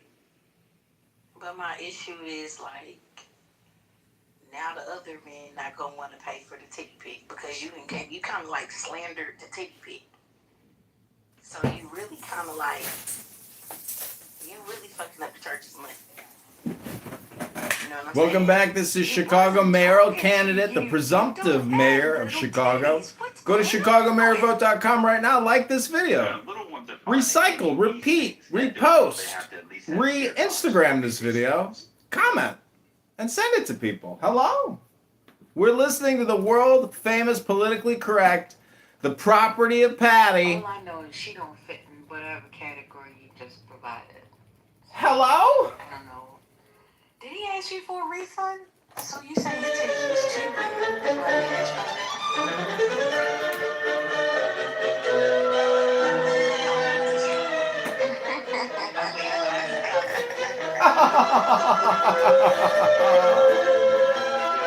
The city's $80 billion in debt, paying $175 million a month in interest expense to the banks. To BOA, the #1 lender in Chicago. Good afternoon, boo. Good afternoon, Mr. Rambo. I'm just laughing background. You got me cracking up. Funny bunch here. Funny bunch. Happy Saturday. bunches of food. Happy Pride Day! Happy Pride Month, everybody! See everybody at the Pride Parade! Fucking damaged. Yo, alright, I'm going back for a new piece of space. They gave me in the chat. It's a YouTube playlist. Oh yeah, I saw you put a YouTube in the chat, but I didn't know what it was. So anyway, those are the songs that, those are the pieces of music. Let me link it to the news. Let me tell you what. Let me tell you.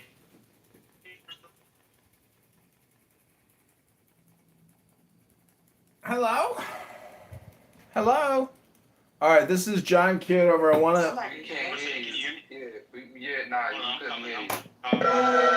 to thank you for coming. Like this video. Go to ChicagoMayorVote.com. Health, wealth, love, peace of mind, happiness, and strength to you. The greater your strength, the greater thou joy shalt be. Love is the law. Love under will. The joy of the world is strength. Hello?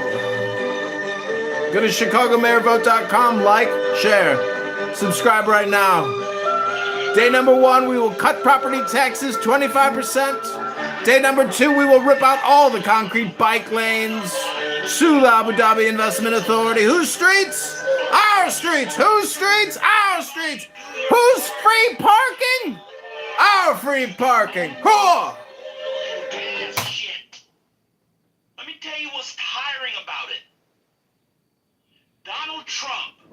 Kitover, you getting this? I got it. Orange Julius the First, Cheeto Lenny the Great, has an MOU. Is it ass? Absolutely. But it is an MOU. You have the other GCC countries decide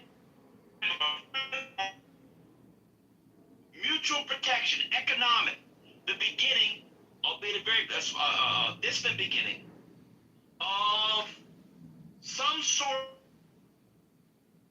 This is Ban talking about the Iran MOU. Came in here after having some exotic meat, saucisson of rabbit, an espresso, and Thomas Jefferson's famous Madeira and said, Madeira? this is not going to hold because Israel and Hezbollah are going to continue to fight and shoot, so none of it is going to hold, and it's never going to work. Igor came in here. No, it's not. Igor came in here. It's not going. No, you said I hope it works, but Israel won't agree. Igor came in here, made it more of an accent chamber. Yes, I believe it's not going to work because of Israel and so forth and so on. And I prayed. I went to the tabernacle. Guess what? It didn't last a week. It did not last a week.